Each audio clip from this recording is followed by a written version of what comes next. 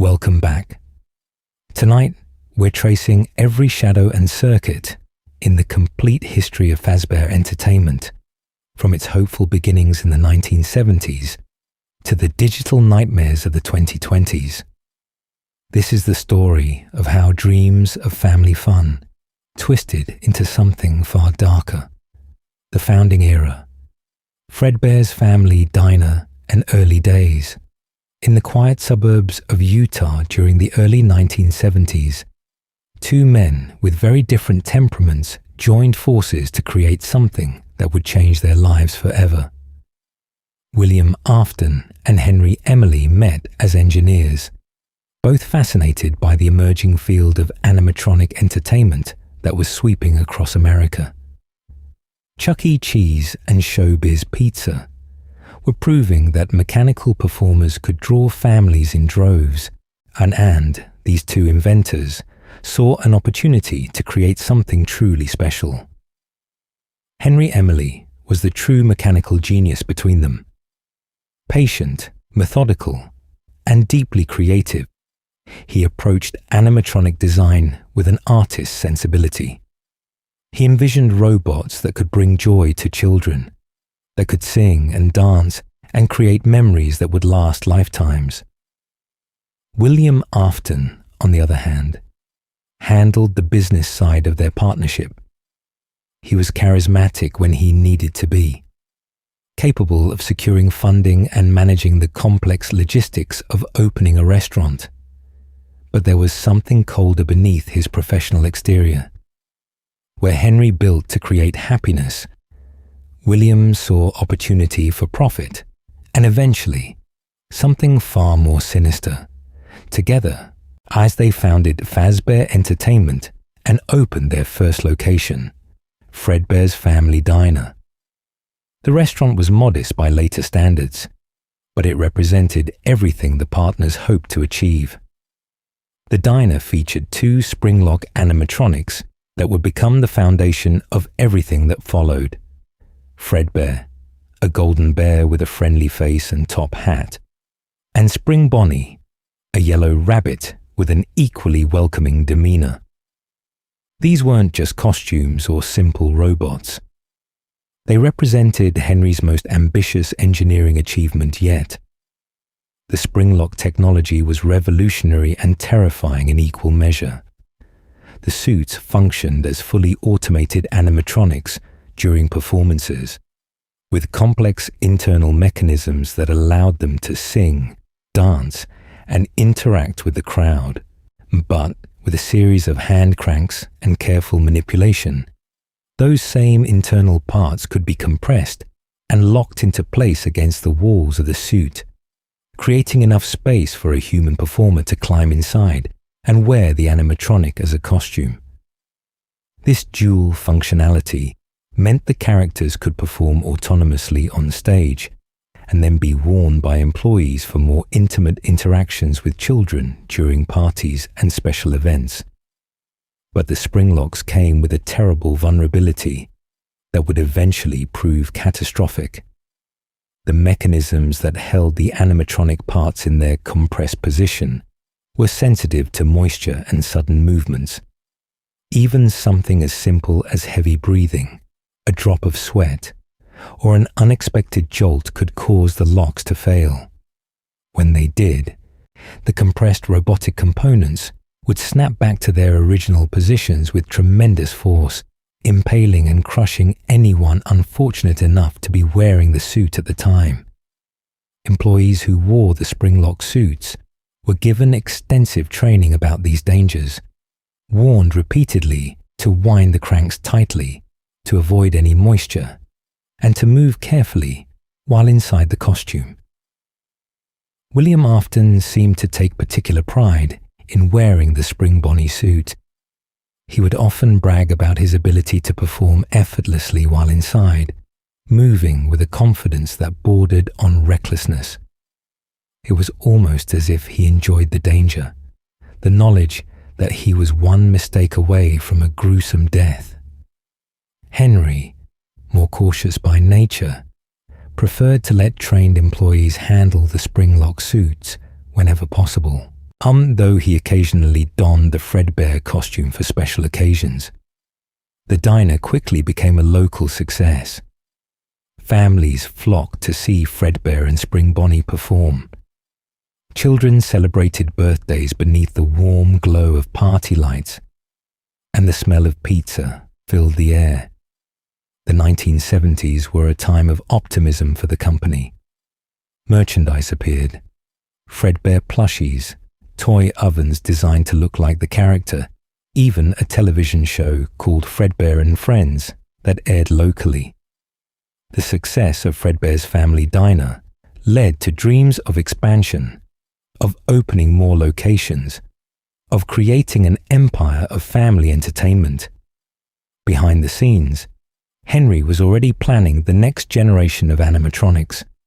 He designed 4 new characters that would become the face of the franchise. Freddy Fazbear, a brown bear who would serve as the band's frontman. Bonnie the Bunny, a blue guitarist. Chica the Chicken, with her signature cupcake companion. And Foxy the pirate, who would entertain from his own special cove. These new designs moved away from the dangerous Springlock technology, instead featuring more reliable and safer automated systems. They couldn't be worn as costumes, but they could perform more complex movements and interact with audiences in ways the Springlock suits never could.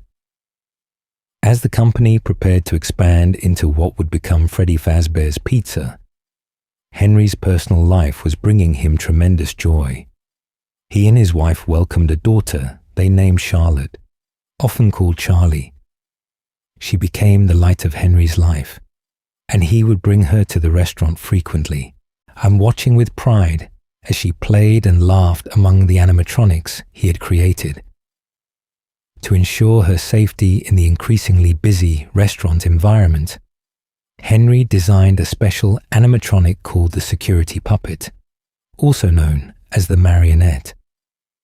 This slender, mask-wearing figure was programmed with a specific purpose: to watch over Charlotte. She wore a green security bracelet that the puppet could track, and if she ever wandered too close to the exits or strayed from safe areas, the animatronic would activate and ensure she stayed within the restaurant's bounds. William Afton also had a family, though his relationship with his children was far more complicated than Henry's. William had 3 children: Michael, the oldest, who would later become crucial to unraveling his father's crimes; Elizabeth, his daughter, who adored the animatronics her father helped create; and a youngest son, unnamed in the records but known to fans and lore historians as the Crying Child, due to his constant fear and tears. This youngest boy lived in terror of the animatronics, despite or perhaps because of his father's close involvement with their creation. The Crying Child's fear wasn't irrational. He seemed to understand, perhaps on an instinctual level, the danger lurking within these mechanical performers.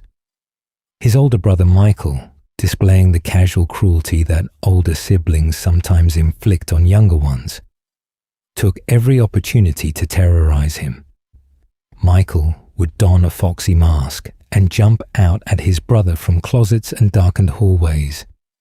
He and his friends, who wore masks of Freddy, Bonnie and Chica, he would corner the Crying Child at Fredbear's Family Diner itself, mocking his fear and reducing him to sobbing fits. William Afton's response to his youngest son's terror was unsettling. Rather than protecting the boy or addressing Michael's bullying, William instead installed cameras throughout their home, hidden inside Fredbear plushies that he scattered through the house.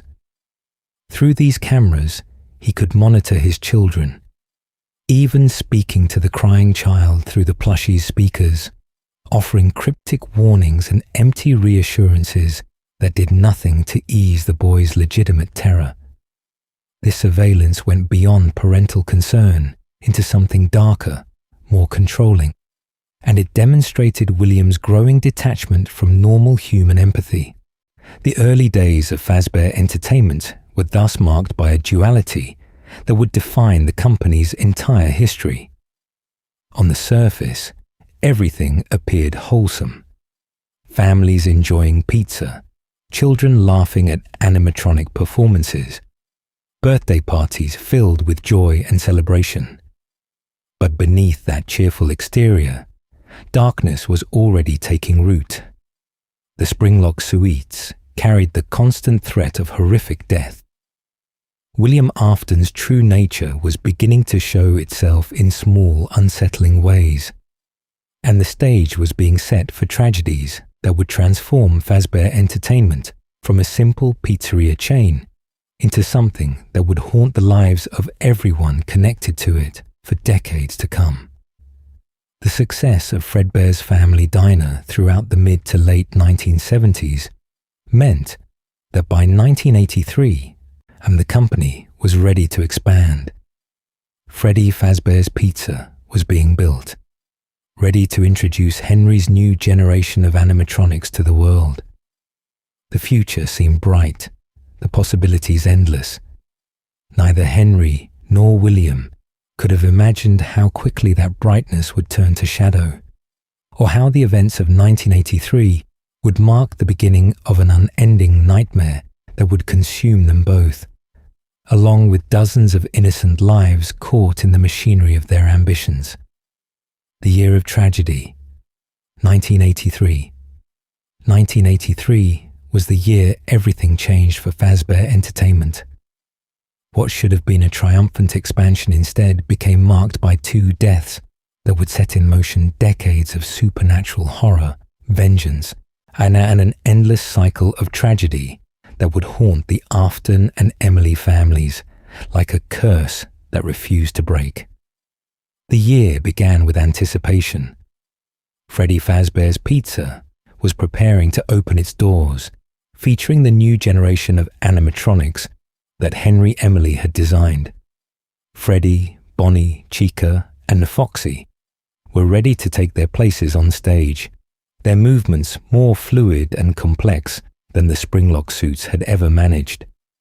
Meanwhile, Fredbear's Family Diner continued its operations, still drawing crowds with its golden performers. The television show Fredbear and Friends was in its final season, having successfully introduced the new characters to the public and building excitement for the upcoming restaurant. But in the Afton household, tension was reaching a breaking point. The crying child's fear of the animatronics had only intensified as the weeks went by. Michael's bullying had become relentless, transforming from the occasional scare into a daily campaign of terror.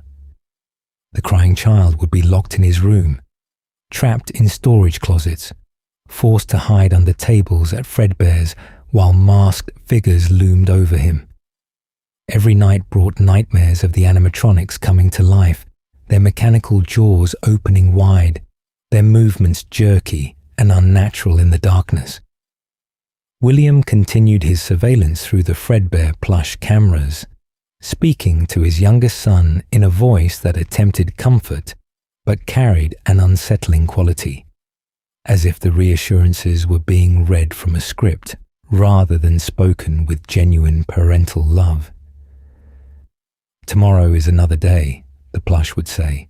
"Ah, you must be strong." But the crying child drew no strength from these words. He could only cry, could only fear what was coming. What was coming was his birthday party, scheduled to take place at Fredbear's Family Diner. The crying child dreaded it, begged not to go, but his pleas went unheeded. On the day of the party, Michael and his friends saw an opportunity for what they thought would be the ultimate prank. As the crying child cowered beneath a table, trying to hide from the celebration, Michael rallied his friends. They wore their masks, Freddy, Bonnie, Chica, and Foxy, and they approached the terrified boy with cruel intentions wrapped in the disguise of birthday fun. "Hey guys, I think the little man said he wants to give Fredbear a big kiss," Michael announced, his voice muffled by the foxy mask. His friends laughed as they grabbed the crying child, lifting him despite his struggles and tears. The restaurant was full of people, full of noise and celebration, but none of the adults intervened as the masked teenagers carried the screaming boy toward the stage where Fredbear stood in his golden glory. On 3, Michael counted, holding his brother aloft. 1, 2, 3. They shoved the crying child's head directly into Fredbear's open mouth. It should have been a harmless, if cruel, scare. A few seconds of terror before they pulled him back out, laughing at his tears. But the crying child was crying, as he always did, and his tears were falling into the Springlock suit's mechanisms. The moisture triggered the locks. In an instant that seemed to stretch into eternity, the compressed mechanical parts of Fredbear's jaw snapped back into their normal positions. The force was tremendous, designed to overcome the resistance of compressed springs and move heavy animatronic components. The child's skull offered no meaningful resistance. The jaws clamped down with crushing force, and the restaurant erupted in screams as blood began to flow and the crying child went limp in Fredbear's mechanical grip. The aftermath was chaos. Paramedics arrived. The crying child was rushed to the hospital, but the damage was catastrophic. His skull was fractured, his brain severely injured, the frontal lobe destroyed by the pressure of Fredbear's jaws. He was placed in a hospital bed, surrounded by machines that beeped steadily, monitoring vital signs that grew weaker as the days passed. Michael visited, his earlier cruelty transformed into horrified guilt. He leaned close to his brother's bed and whispered apologies that couldn't undo what had been done. "I'm sorry," he said over and over. "I didn't mean for this to happen. I'm so sorry." But the crying child couldn't hear him, lost in a coma filled with nightmares of the animatronics he had always feared. The Fredbear plush appeared on the nightstand beside the hospital bed, and William's voice spoke through it one final time. "I will put you back together." It was a promise that would haunt the Afton family for years to come, a vow that would drive William to increasingly desperate and horrific acts in an attempt to understand death and somehow bring his son back.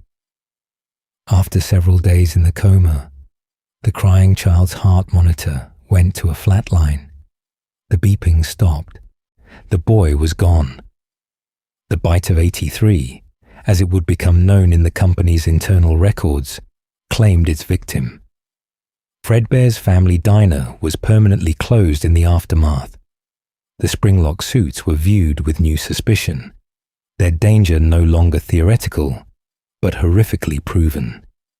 The Golden Bear and Rabbit were moved to storage at the new Freddy Fazbear's pizza location, relegated to the back room. Too dangerous and too traumatic to be used again. But the Bite of 83 was only the first of the year's tragedies. William Afton, already dealing with his son's death, looked at his business partner Henry Emily with growing resentment. Henry had everything William didn't: a stable family, a loving daughter, the respect of everyone who knew him. Henry's mechanical genius had always overshadowed William's contributions. Henry was the creator, the artist, the one whose name would be remembered, while William handled the paperwork and finances in the background. The resentment festered, and one night in late 1983, it transformed into action. William was driving past the newly opened Freddy Fazbear's pizza location when he saw Charlotte Emily standing alone outside in the rain. The poor girl had been locked out of the restaurant, bullied by other children who had stacked boxes on top of the security puppet's music box, weighing it down and preventing it from activating when Charlotte's bracelet detected her movement toward the exit. William stopped his car. He looked at Charlotte, this symbol of everything Henry had that William had lost, and he made a decision that would damn him forever. He got out of the car.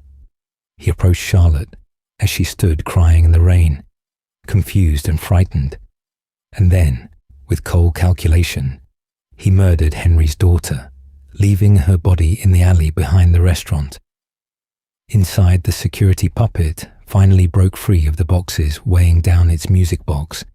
It activated, its programming demanding it protect Charlotte, keep her safe, ensure she stayed within the restaurant's bounds. But it was too late.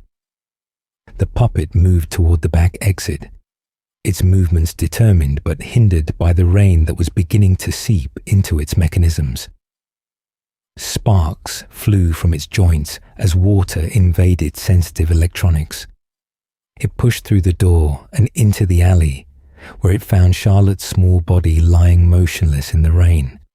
The puppet crawled to Charlotte, its movements growing more erratic as the rain damaged its systems. It reached her and wrapped its long arms around her in a final embrace, collapsing beside her as its circuits failed completely. In that moment, something supernatural occurred, something that would establish a pattern that would repeat over and over in the years to come.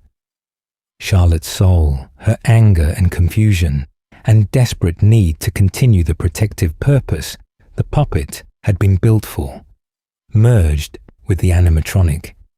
She became the puppet, her consciousness inhabiting the machine that had failed to save her life. This possession was different from anything that would come later. Charlotte retained her memories, her sense of self, her understanding of what had happened to her. She knew she was dead, knew who had killed her, and from that moment forward, she dedicated her existence to protecting other children from meeting the same fate. The puppet would become the guardian of the damned, the one who would give life to the other spirits that William would create, the shepherd who would eventually lead them all to peace. Henry Emily was destroyed by Charlotte's death. His daughter, the light of his life, was gone. The security puppet he had built to protect her had failed, and he blamed himself for not being there, for trusting a machine to do what a father should have done. William, playing the role of grieving friend and concerned partner, attended the funeral and offered empty condolences, knowing he was responsible for Henry's pain.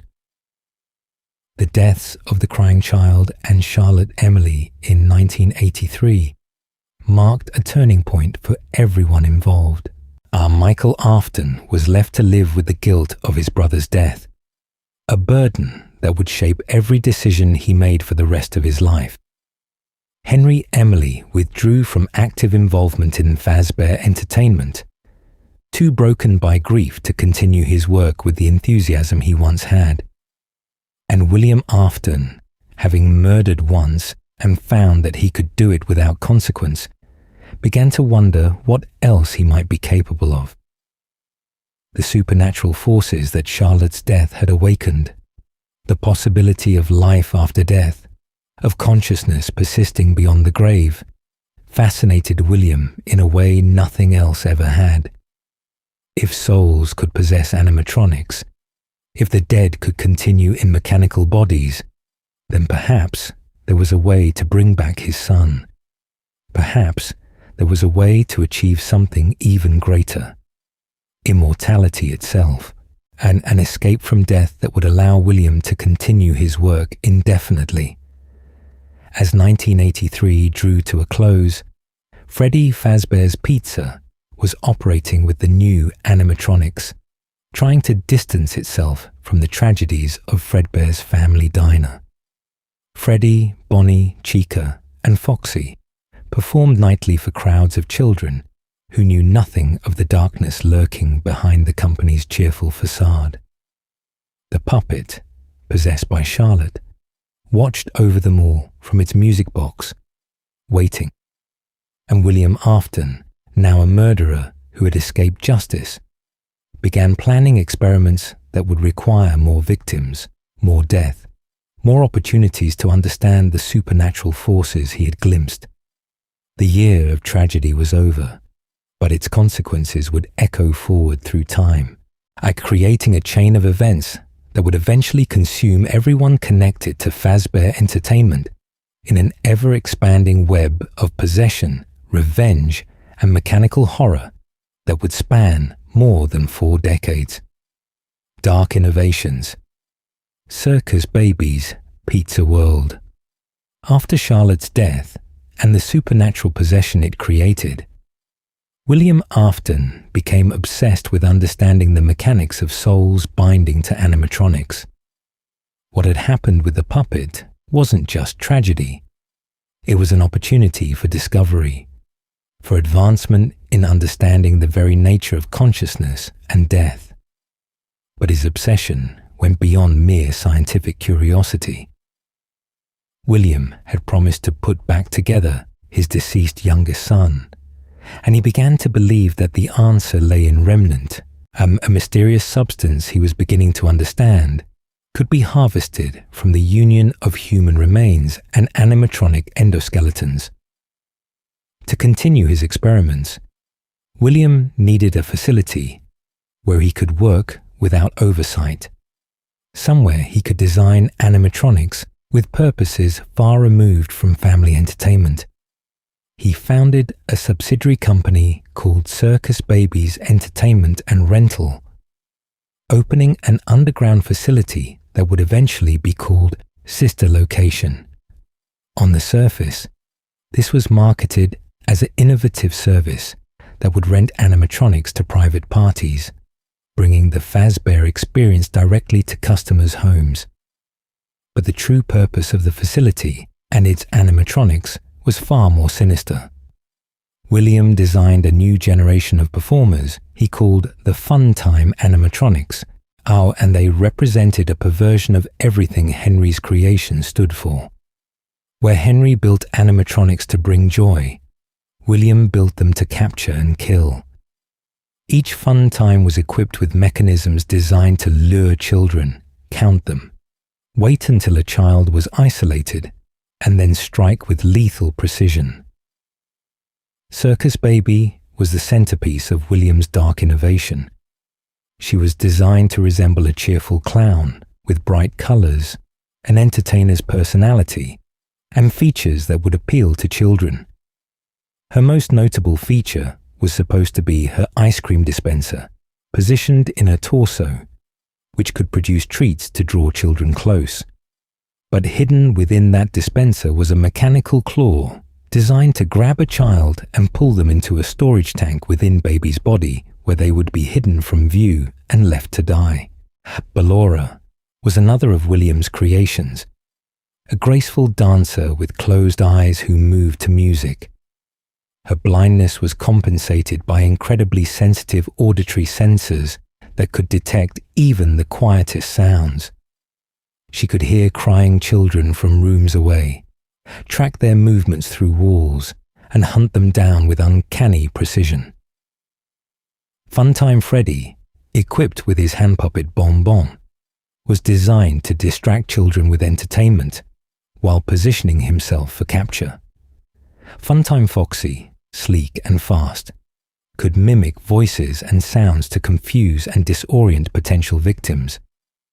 These animatronics incorporated advanced technology that went beyond anything previously seen in the Fazbear franchise.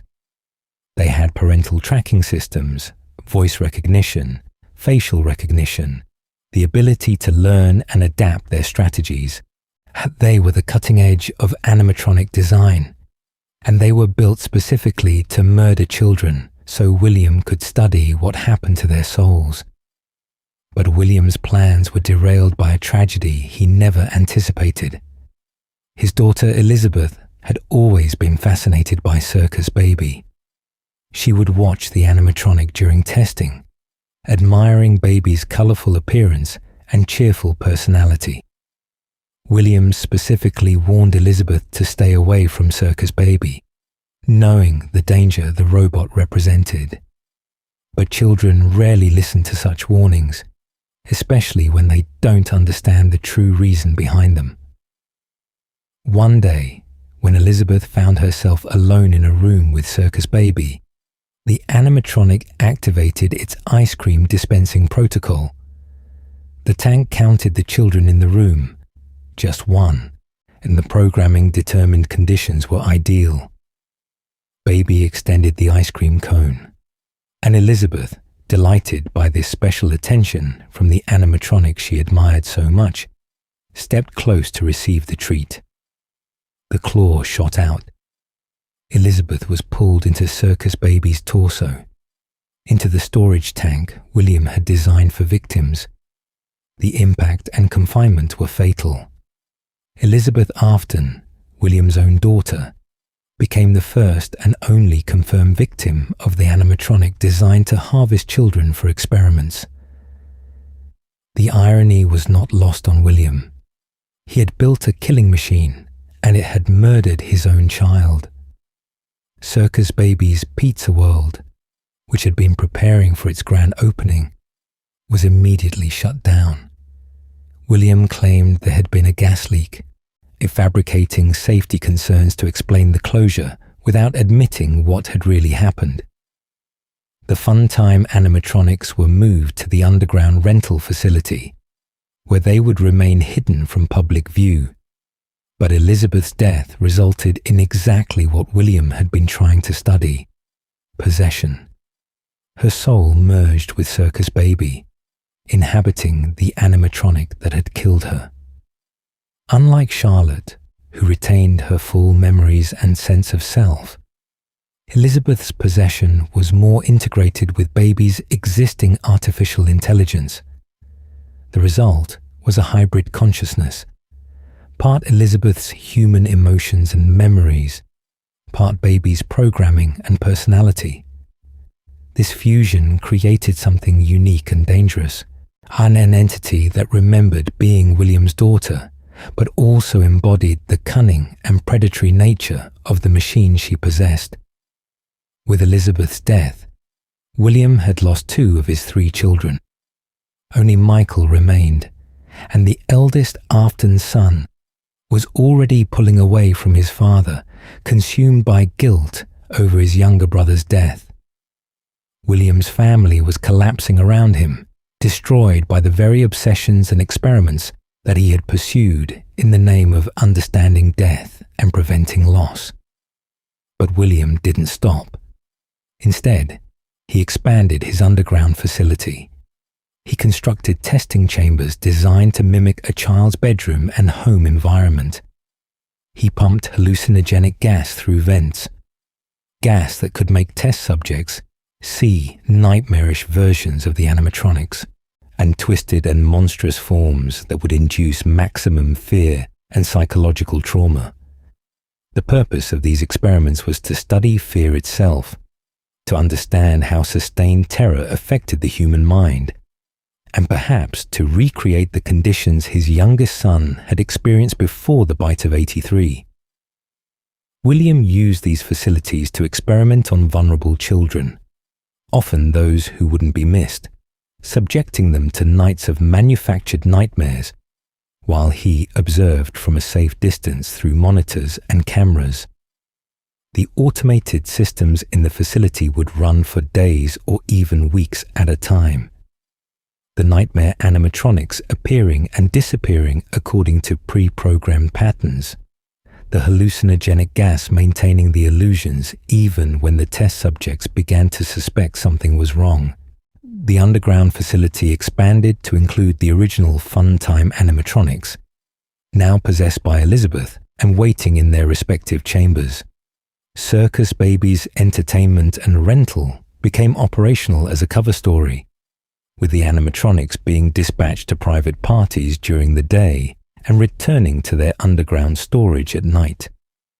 This gave the possessed machines limited contact with the outside world, though they remained under William's control through the facility's automated systems. William also developed the Scooper during this period, a machine that would become crucial to his later experiments with Remnant.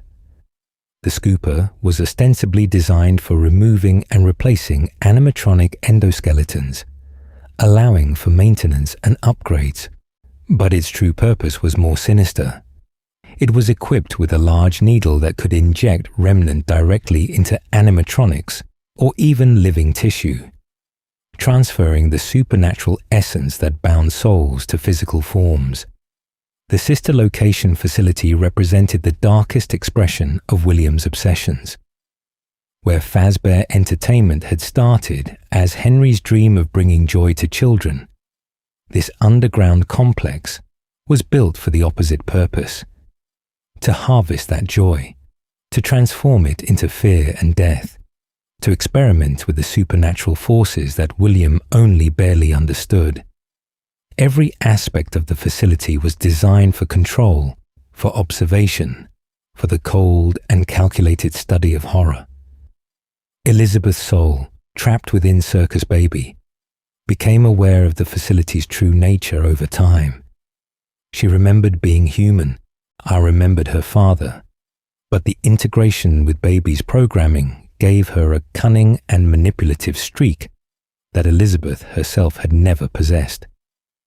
She began to understand that escape from the underground facility was possible, but it would require careful planning and the cooperation of the other funtime animatronics. Years would pass before that opportunity would present itself, years during which William continued his experiments and expanded his understanding of Remnant. But the groundwork was being laid for a confrontation that would eventually bring Michael Afton to the sister location facility, seeking answers about his sister's fate, and instead finding himself at the center of a plan that would cost him his humanity and transform him into something between life and death. The dark innovations of Circus Baby's Pizza World, the funtime animatronics, and the underground facility represented William Afton's complete descent into obsession and evil. What had begun as a desire to understand his son's death had transformed into something far more monstrous. A willingness to sacrifice anyone, including his own family, in pursuit of knowledge and power over death itself. The facility stood as a monument to that obsession, hidden beneath the ground, waiting for the day when its secrets would finally come to light. The Missing Children Incident. June 1985. By 1985, Freddy Fazbear's Pizza had established itself as a successful entertainment venue. The tragedy of the Bite of 83 had faded from public memory, at least enough that parents were comfortable bringing their children back to enjoy pizza, arcade games, and performances by Freddy and his band. The restaurant hummed with activity during the days, filled with laughter and celebration.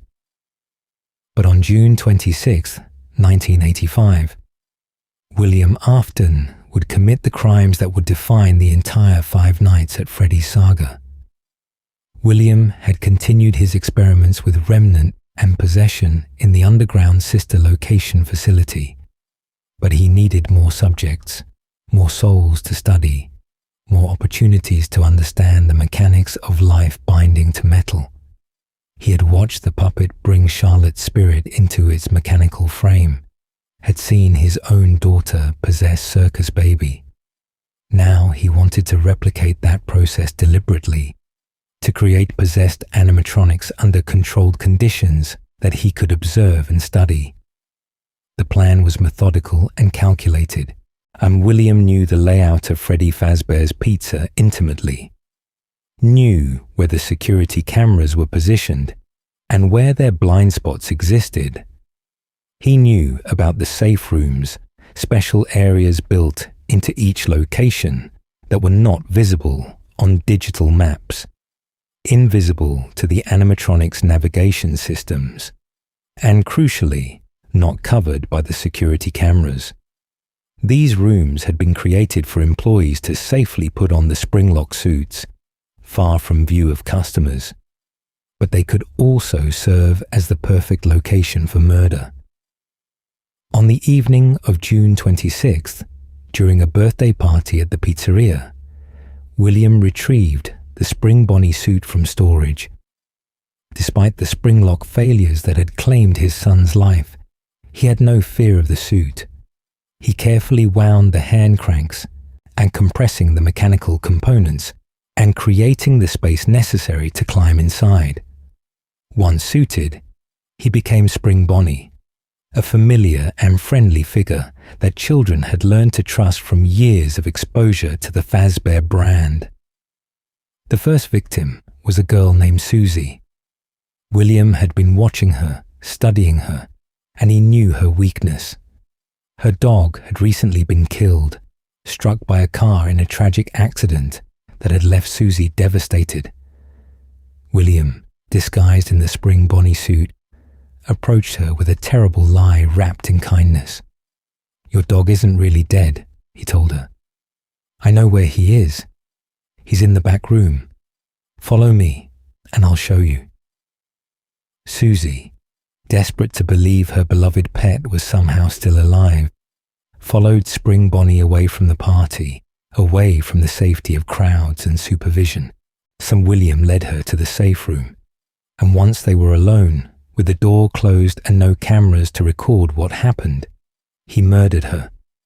Her body was hidden within the room for the moment, concealed where it wouldn't be immediately discovered. The second victim was a boy named Jeremy. William used different tactics with each child, adapting his approach based on their individual vulnerabilities and circumstances. Jeremy was lured away with promises of a surprise, of something special waiting just for him. He followed the friendly yellow rabbit into the safe room and never came back out. Gabriel was celebrating his 7th birthday at the pizzeria. He was the third to be lured away, trusting the mascot character he had seen perform on stage countless times. Fritz, a boy with freckles and messy hair, became the 4th victim, or drawn away from the arcade machines by Spring Bonnie's promises. And finally, there was Cassidy, a young child who became the 5th and final victim of what would become known as the Missing Children incident. The exact sequence of events after the murders is where the supernatural elements of the Fazbear story truly began to take horrifying shape. William couldn't leave the bodies in the safe room indefinitely. They would be discovered during cleaning or maintenance. But he had an idea, born from his experiments and observations of possession. He would hide the bodies inside the animatronic suits themselves, stuffing the children's remains into Freddy, Bonnie, Chica, Foxy, and an old Fredbear suit that had been relegated to storage and was now known as Golden Freddy. This wasn't just about hiding evidence.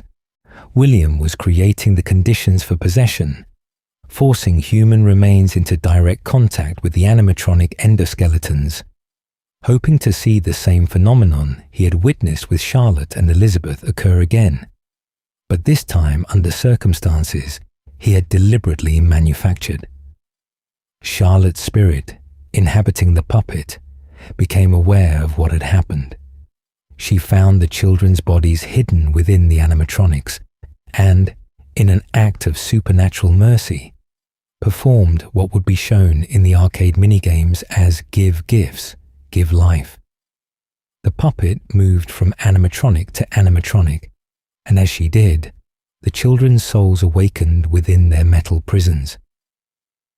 Gabriel possessed Freddy Fazbear himself, the main attraction, the frontman of the band. His consciousness merged with the bear's systems, and giving him limited control over the animatronic's movements and programming.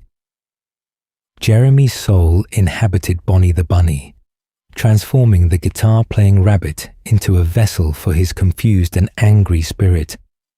Susie became one with Chica the chicken, her possession so complete that even decades later, Chica would remember being the first to die, having seen everything that came after.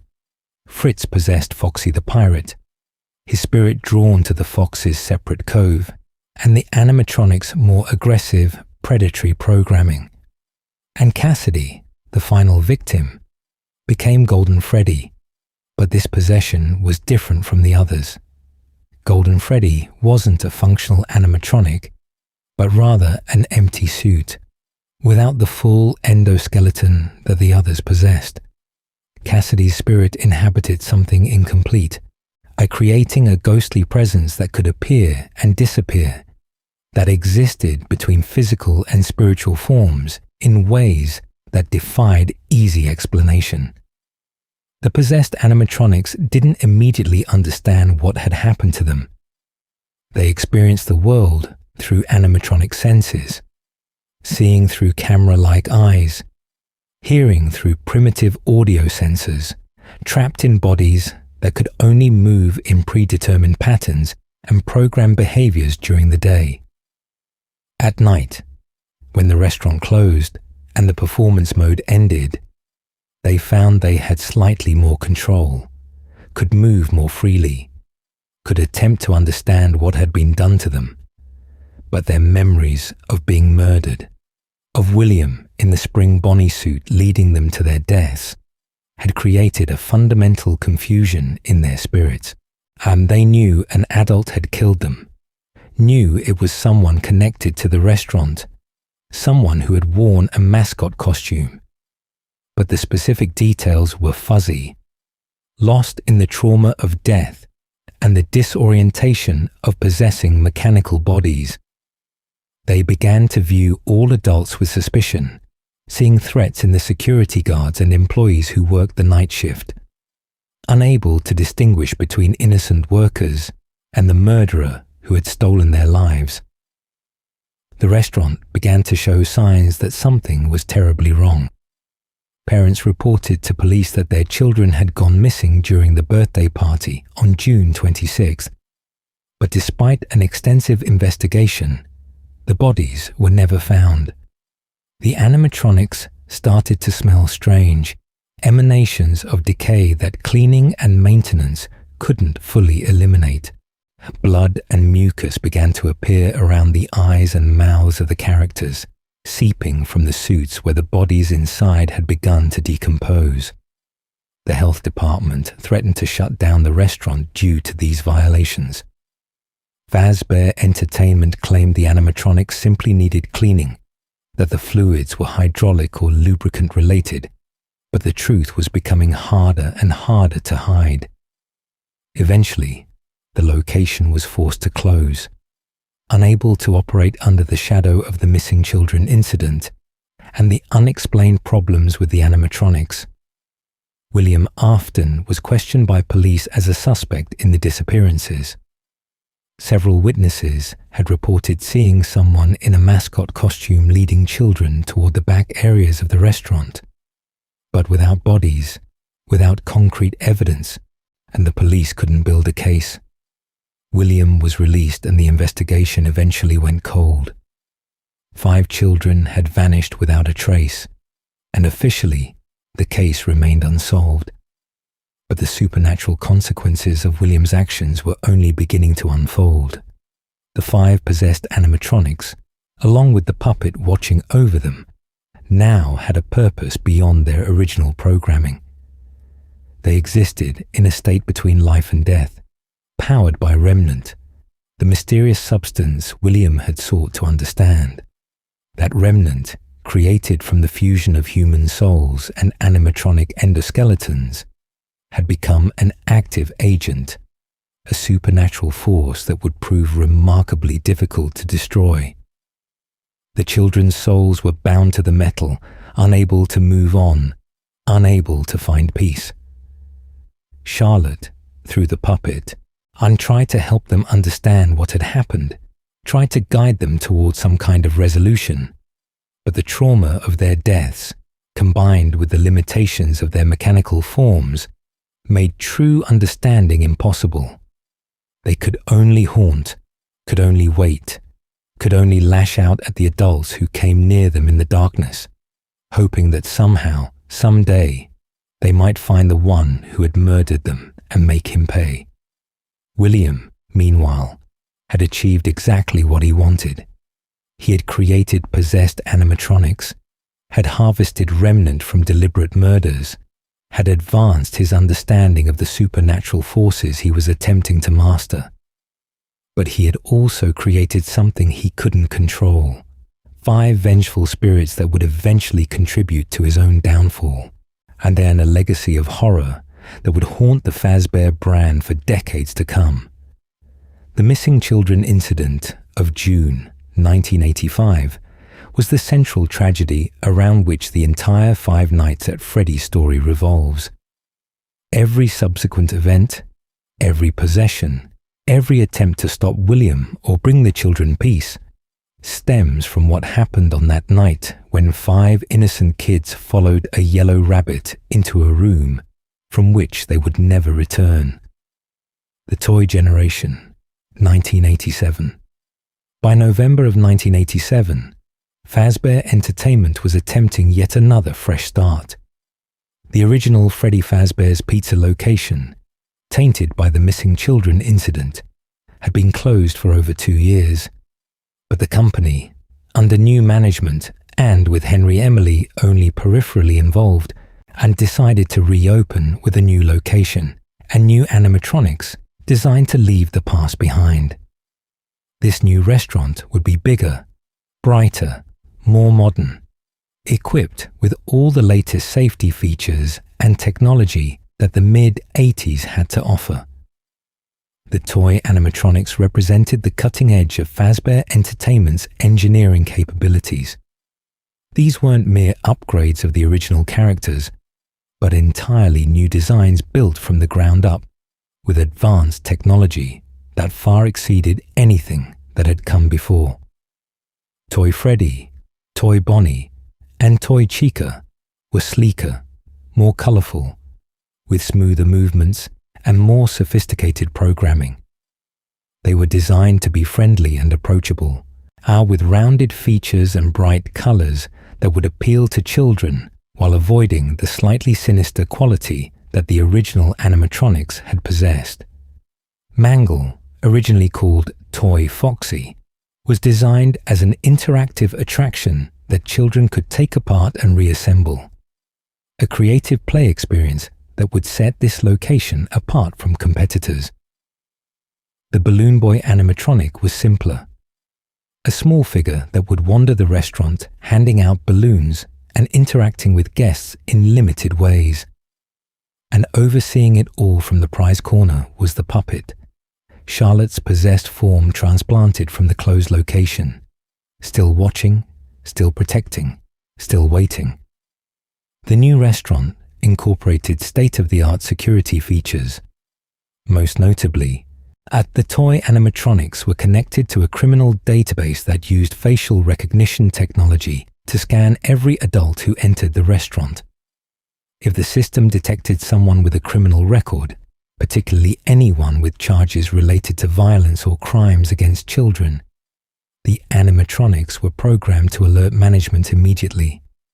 This was Fazbear Entertainment's response to the missing children incident, a technological solution that would theoretically prevent anyone dangerous from getting close to the children. But the company made a crucial mistake.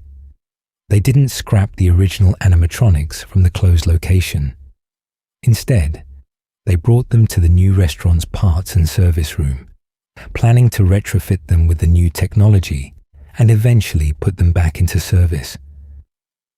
Freddy, Bonnie, Chica, and Foxy, still possessed by Gabriel, Jeremy, Susie, and Fritz, were stripped for parts, their casings removed, their endoskeletons exposed. They became the withered animatronics, and they were placed in a back room where they sat in darkness, damaged and decaying, their spirits still trapped within their mechanical forms. The new location hired a security guard named Jeremy Fitzgerald to work the night shift. Phone Guy, an employee of Fazbear Entertainment who had survived the earlier locations, left recorded messages each night to train Jeremy on how to do his job. These messages revealed a company that was increasingly desperate to maintain its reputation while dealing with animatronics that were behaving in ways that suggested they were far more than simple machines. The toy animatronics, despite their advanced programming and safety features, had started malfunctioning almost immediately. They would wander at night when they should have been in lockdown mode. Their movements became erratic and aggressive when they encountered the night guard. Most disturbingly, they seemed to be experiencing the same kind of supernatural influence that had affected the original animatronics, as if the very building itself was somehow corrupting their systems. Phone Guy's messages grew increasingly concerning as the week progressed. He mentioned that someone had used one of the old animatronic suits, implying that William Afton had returned to the location, possibly to claim more victims. He talked about the toy animatronics' facial recognition systems glitching, seeing adults as potential threats and endoskeletons that needed to be dealt with. The company's technological solutions were failing in the face of forces that technology couldn't account for. Jeremy survived 5 nights of increasingly terrifying encounters with both the toy animatronics and the withered originals, who had found ways to escape the parts and service room despite being in states of severe disrepair. Mangle, who had been constantly pulled apart and reassembled by children during the day, had become a tangled mess of wires and endoskeleton parts that crawled along the ceiling and dropped onto victims from above. The Balloon Boy animatronic, seemingly harmless, would drain the power from Jeremy's office, leaving him vulnerable to attack. But it was during a daytime birthday party that the event occurred, which would seal the new location's fate and create a legend within the Fazbear community. On what was likely November 14th, 1987, an animatronic bit a customer, most likely an adult, removing their frontal lobe in a gruesome attack that happened in full view of the restaurant's patrons. The identity of the animatronic responsible for the bite of 87 has been debated extensively, with Mangle being the most commonly suspected culprit due to her positioning in the ceiling and the mechanics of her jump scare attacks. However, evidence also points to Toy Chica, whose removable beak and specific behavioral patterns in the later games suggested she might have been the one. Regardless of which animatronic was responsible, the victim survived, but was left severely disabled, living without a frontal lobe, their cognitive and motor functions permanently impaired. The bite of 87 was the final straw for this location. Fazbear Entertainment couldn't overcome the negative publicity of a second major incident involving animatronics attacking customers. The toy animatronics were immediately scrapped, deemed too dangerous to continue operating despite their advanced technology and safety features. The withered originals, still possessed by the children who had died in 1985, were scheduled for refurbishment and eventual reinstallation at another location the company was planning. Phone Guy, who had been working at the location, didn't survive the week. In recorded messages that would later be found at subsequent locations, he described being trapped in his office as the animatronics closed in around him. The sounds of Freddy's music box playing, doors being forced open, and inhuman screams suggested that the possessed animatronics had finally claimed a victim during the night shift, mistaking Phone Guy for William Afton, or simply unable to distinguish between the man who had murdered them and any other adult in a security uniform. Jeremy Fitzgerald, the night guard who had survived the week leading up to the bite of 87, was moved to the day shift as a reward for his successful performance. But some evidence suggests he might have been the victim of the bite itself. working security during the daytime party when the attack occurred? If so, his survival came at a terrible cost, his brain damaged in ways that would affect him for the rest of his life. The 1987 location closed shortly after the bite, and Fazbear Entertainment went into a period of reorganization and damage control. The company implemented new policies requiring that animatronics could no longer walk around during the day, could no longer interact freely with customers. They would be limited to their stages, performing only, never wandering, never getting close enough to repeat what had happened. The puppet, Charlotte's possessed form, had watched everything unfold. She had seen the toy animatronics become corrupted, seen new spirits possibly possess them after William's return, seen another bite claim another victim. The cycle of tragedy was repeating, and there seemed to be no way to stop it. As long as William Afton was free, as long as the possessed animatronics existed, children and employees would continue to suffer. The year 1987 marked the point where Fazbear Entertainment's technological optimism finally collapsed, and they had tried to engineer solutions to supernatural problems, had built advanced animatronics with facial recognition and criminal databases, had implemented security systems and monitoring protocols. But none of it mattered when the animatronics themselves were haunted, when the very building was becoming a nexus for spirits unable to move on, when William Afton could simply put on a suit and continue his crimes despite all the company's precautions. The toy generation of animatronics became a footnote in Fazbear history, quickly scrapped and forgotten, except for the legends of the bite they had caused. But their brief existence demonstrated a crucial truth. You cannot solve supernatural horror with technology alone, cannot program your way out of revenge and possession. It cannot build a machine sophisticated enough to contain the ghosts of murdered children seeking justice for what was done to them.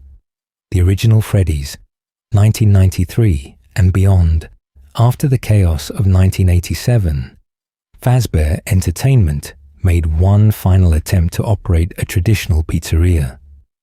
Using the refurbished original animatronics, the withered versions of Freddy, Bonnie, Chica, and Foxy from the 1987 location, they opened what would be known simply as the original Freddy Fazbear's Pizza.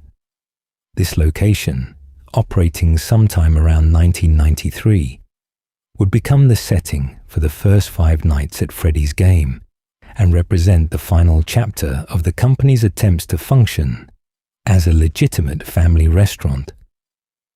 The animatronics had been cleaned up and repaired from their withered state, and their casings replaced and the systems upgraded as much as the company's limited budget would allow. But the souls of Gabriel, Jeremy, Susie, and Fritz remained trapped within them, their possession unaffected by the physical restoration of their robotic bodies. If anything, the years of being stuck in mechanical forms had only intensified their confusion and anger. The restaurant itself was showing its age and the company's declining fortunes. The building was smaller than the grand 1987 location had been, the decorations cheaper, the maintenance spotty. Fazbear Entertainment was running on fumes, unable to attract the crowds it once had, operating under the shadow of 2 major incidents that had claimed lives and left victims permanently damaged. Parents who remembered the bite of 83 or the bite of 87 were reluctant to bring their children, and the restaurant operated with only a handful of customers most days. Phone Guy, who had somehow survived or been succeeded by another employee using the same title, continued his tradition of leaving pre-recorded messages for the night security guards. These messages, likely recorded shortly before the location's final week of operation, provided crucial information about how the animatronics behaved and how to survive encounters with them. but they also revealed a company in deep denial about what was really happening. Phone Guy's messages explained the animatronics' nighttime wandering as a quirk of their programming, as suggesting they would try to stuff any human they found into a Freddy Fazbear suit, because their systems would see a human endoskeleton as being in the wrong room. This was, of course, a corporate fiction designed to provide a rational explanation for supernatural behavior. The possessed animatronics weren't following faulty programming. They were hunting for William Afton, searching for the man in the security uniform who might be the person who had murdered them. The location hired Mike Schmidt as a night guard, and he began his week on what would prove to be the restaurant's final nights of operation. Mike survived encounters with all 4 main animatronics, learning their patterns, managing his limited power supply, and desperately keeping them out of his office from midnight to 6 a.m. each night. But evidence suggests that Mike Schmidt was actually Michael Afton, William's eldest son, using a pseudonym to gain access to the location and search for answers about his father's crimes. Michael had been living with guilt over his younger brother's death for over a decade. The bite of 83 haunted him, driving him to seek understanding of what his father had become, what connection there might be between William's experiments and the supernatural events occurring at Fazbear entertainment locations. Working as a night guard, facing the possessed animatronics directly, Michael began to piece together the truth about the missing children incident and his father's role in creating the horrors that stalked the restaurant's halls. The possessed animatronics, unable to distinguish Michael from his father or from any other adult, attacked him relentlessly throughout the week. Freddy would appear in the darkness, his eyes glowing. Bonnie and Chica would try to force their way into the office from the hallways, and Foxy would sprint from Pirate Cove in sudden rushing attacks that gave Michael only seconds to respond. Golden Freddy, Cassidy's ghostly form, would occasionally manifest in the office itself, appearing without using the doorways, a supernatural presence that couldn't be stopped by any normal means. Michael survived 5 nights, then continued to work additional nights, eventually completing a custom night, where he pushed the animatronics AI to their maximum settings in what might have been an attempt to force a confrontation or test the limits of their capabilities. But his survival and continued employment came to an end when the restaurant finally closed, unable to sustain operations any longer. Phone Guy's fate at this location remains ambiguous. In his 4th night message, background sounds suggest the animatronics were in his office, attacking him as he tried to record.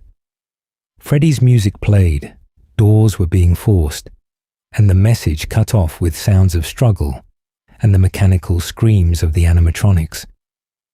Whether this was Phone Guy's actual death or simply a message recorded earlier that happened to capture a previous guard's fate remains unclear. The closure of the original Freddy Fazbear's Pizza around 1993 or shortly thereafter marked the effective end of Fazbear Entertainment as an operating restaurant chain. The building was abandoned, left to decay with the animatronics still inside, sitting on their stage in the darkness, possessed by spirits that had nowhere else to go.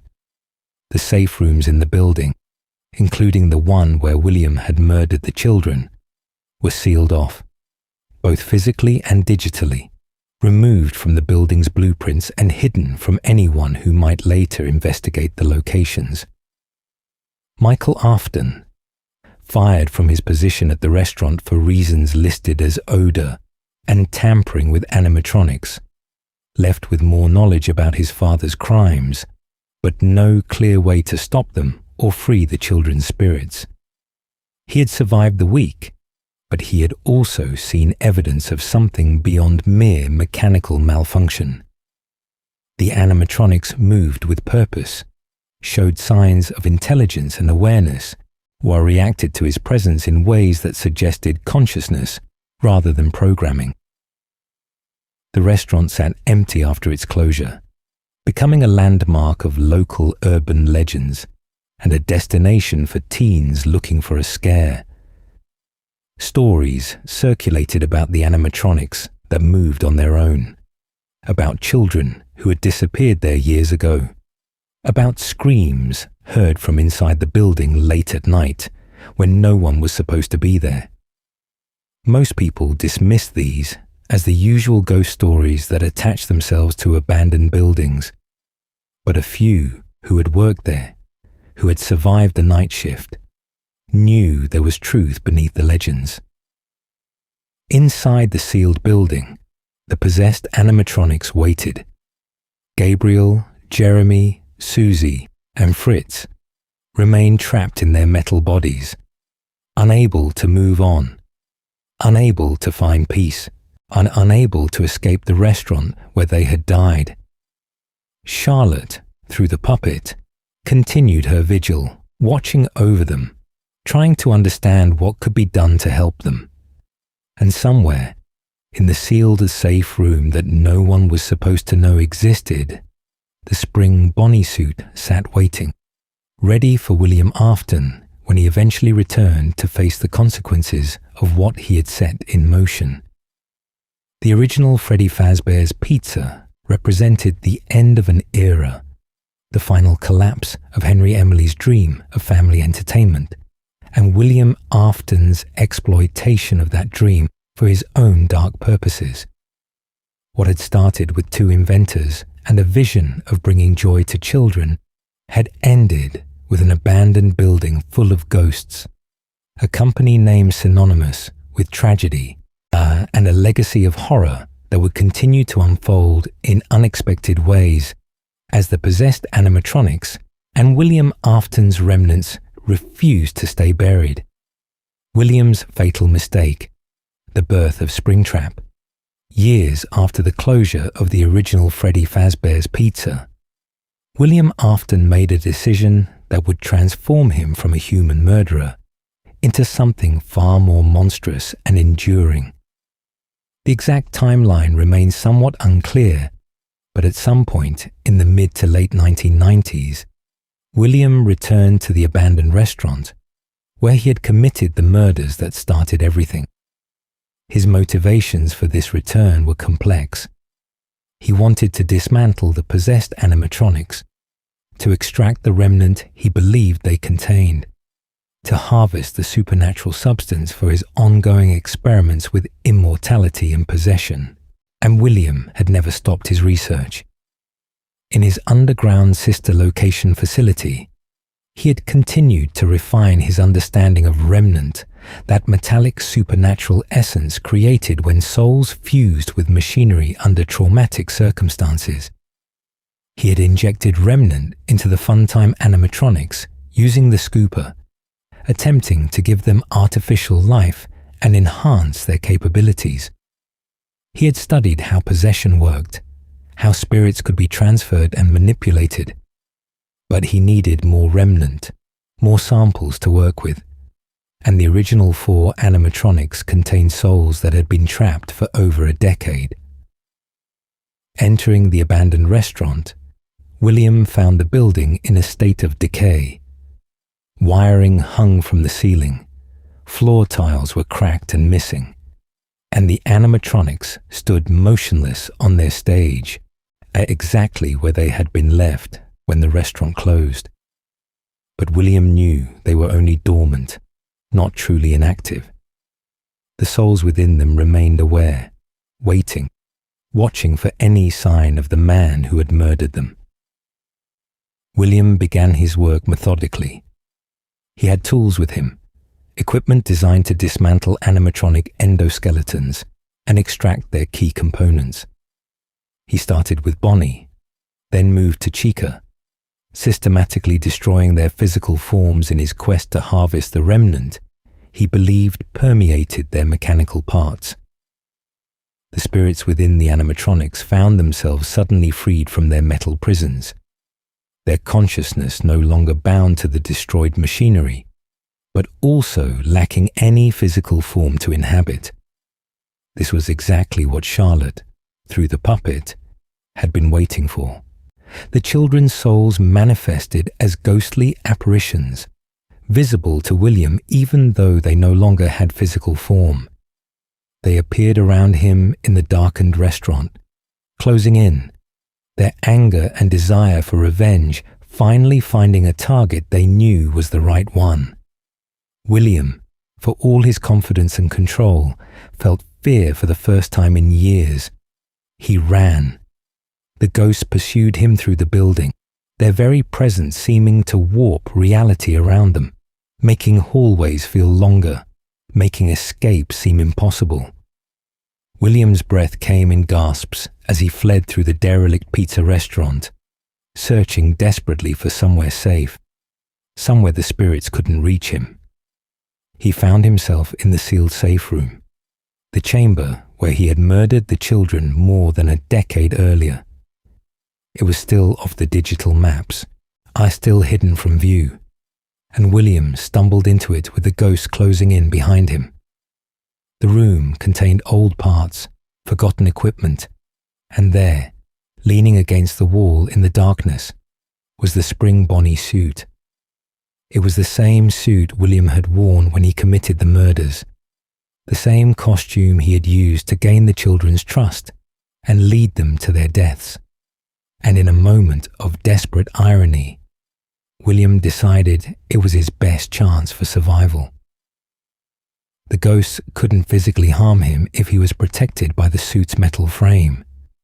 The Springlocks might be dangerous, but they were a known risk, and William had worn the suit dozens of times before without incident. He climbed inside, feeling the familiar weight of the animatronic components around him.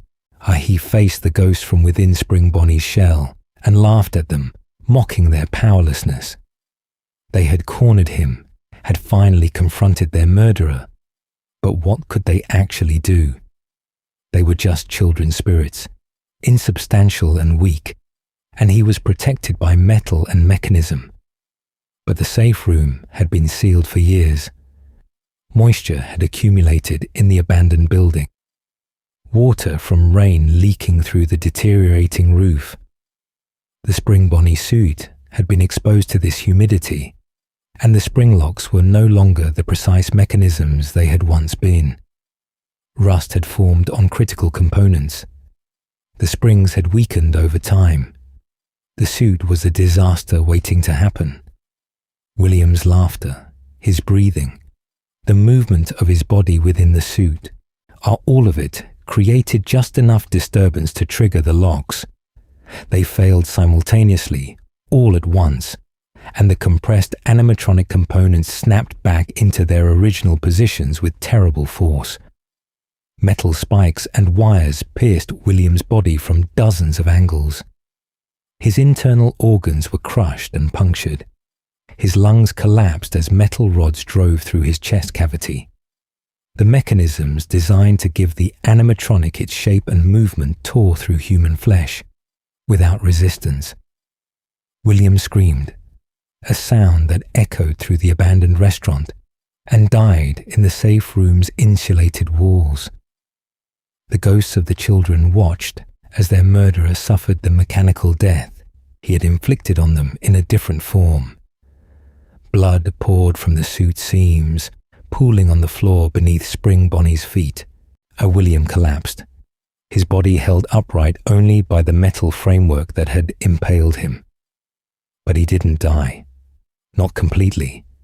Not in the way a normal person would have died from such catastrophic injuries. William had been experimenting with Remnant for years, had exposed himself to the substance repeatedly, had injected it into his own body in his quest to understand and control it. The remnant in his system reacted to his traumatic death, fusing his soul to the Spring Bonnie suit in the same way the children's souls had fused to their animatronic prisons. William Afton became Springtrap, a horrifying fusion of man and machine. His corpse merged with the animatronic that had killed him. He remained conscious, aware of what had happened, trapped in agony within the suit as his body slowly decayed around the metal framework.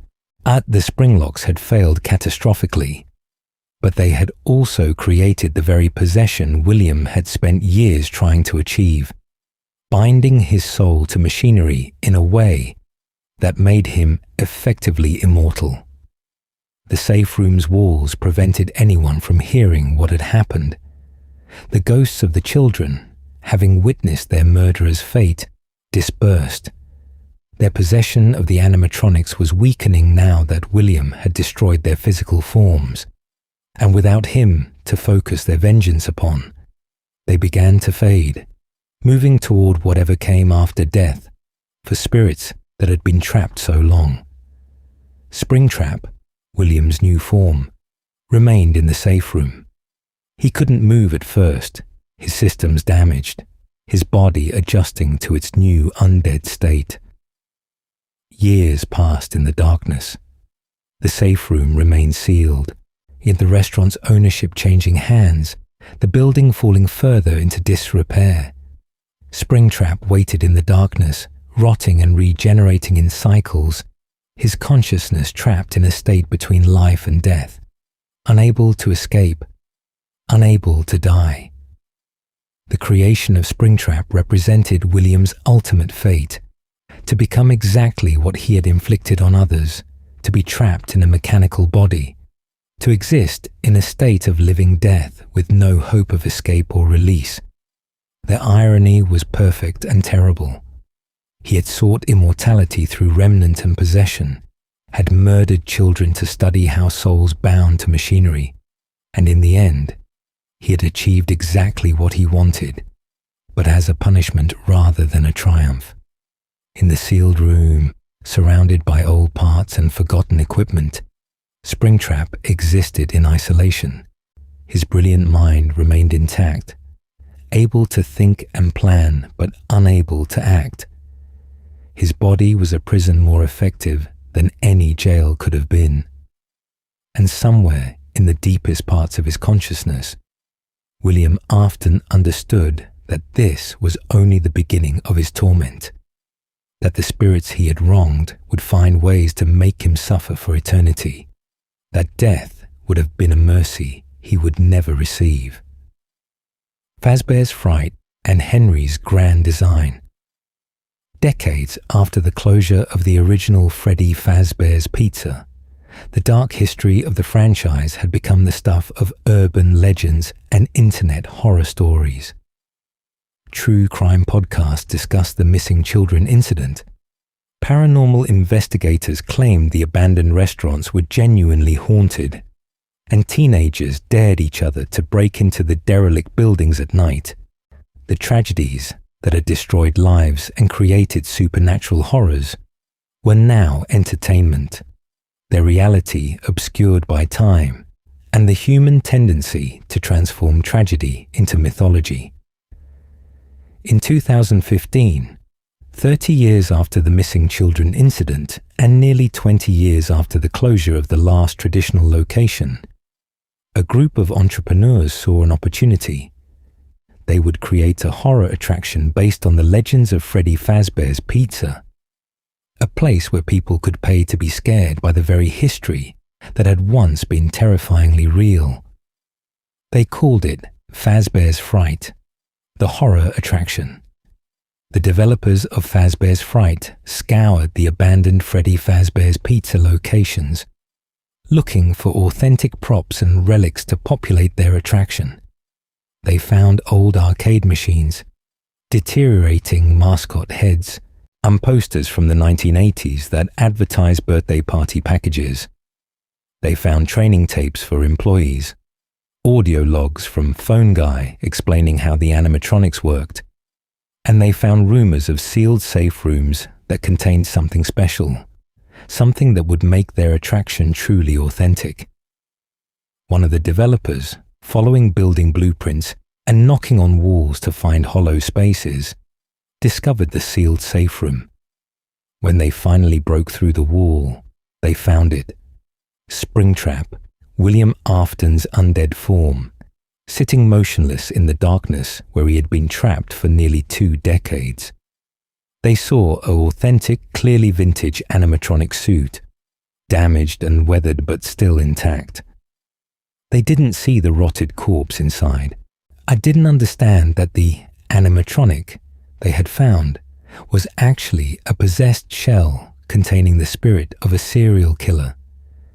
They brought Springtrap to Fazbear's Fright and placed him on display as the centerpiece of the attraction.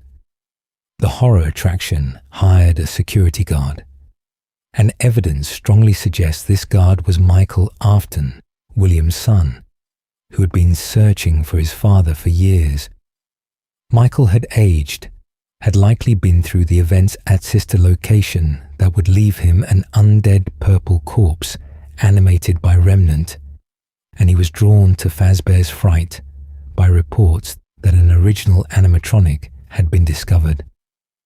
From night 1, supernatural events began occurring. Phantom animatronics appeared throughout the building, hallucinations or genuine spirits manifesting as burned and damaged versions of Freddy, Chica, Foxy, and others. These phantoms would appear suddenly, jump-scaring the guard, causing system malfunctions that disrupted audio, ventilation, and camera systems. Their origin was unclear. Were they the spirits of the murdered children, still lingering even after their animatronic bodies had been destroyed? Were they manifestations of the building's dark history, psychic impressions left by decades of tragedy?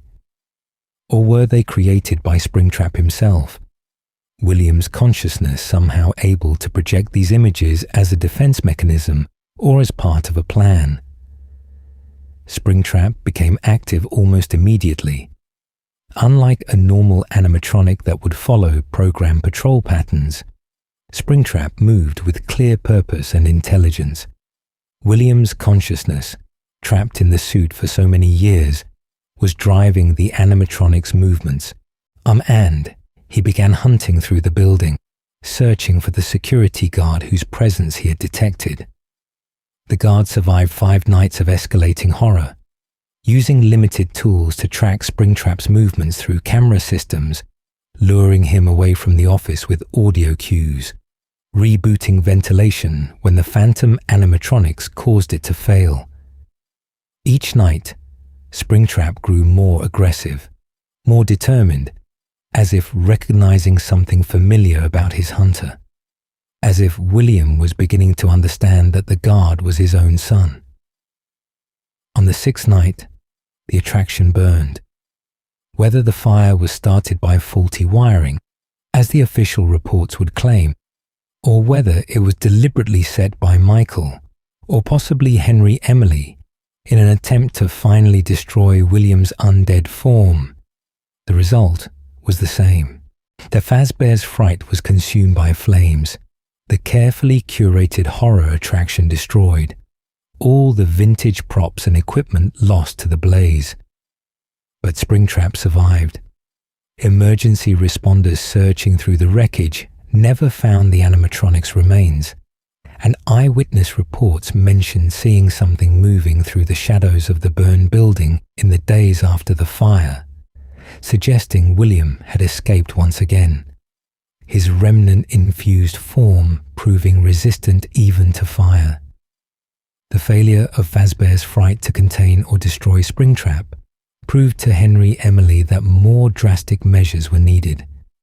Henry had been in hiding for years, consumed by guilt over Charlotte's death and his role in creating the animatronics that William had corrupted.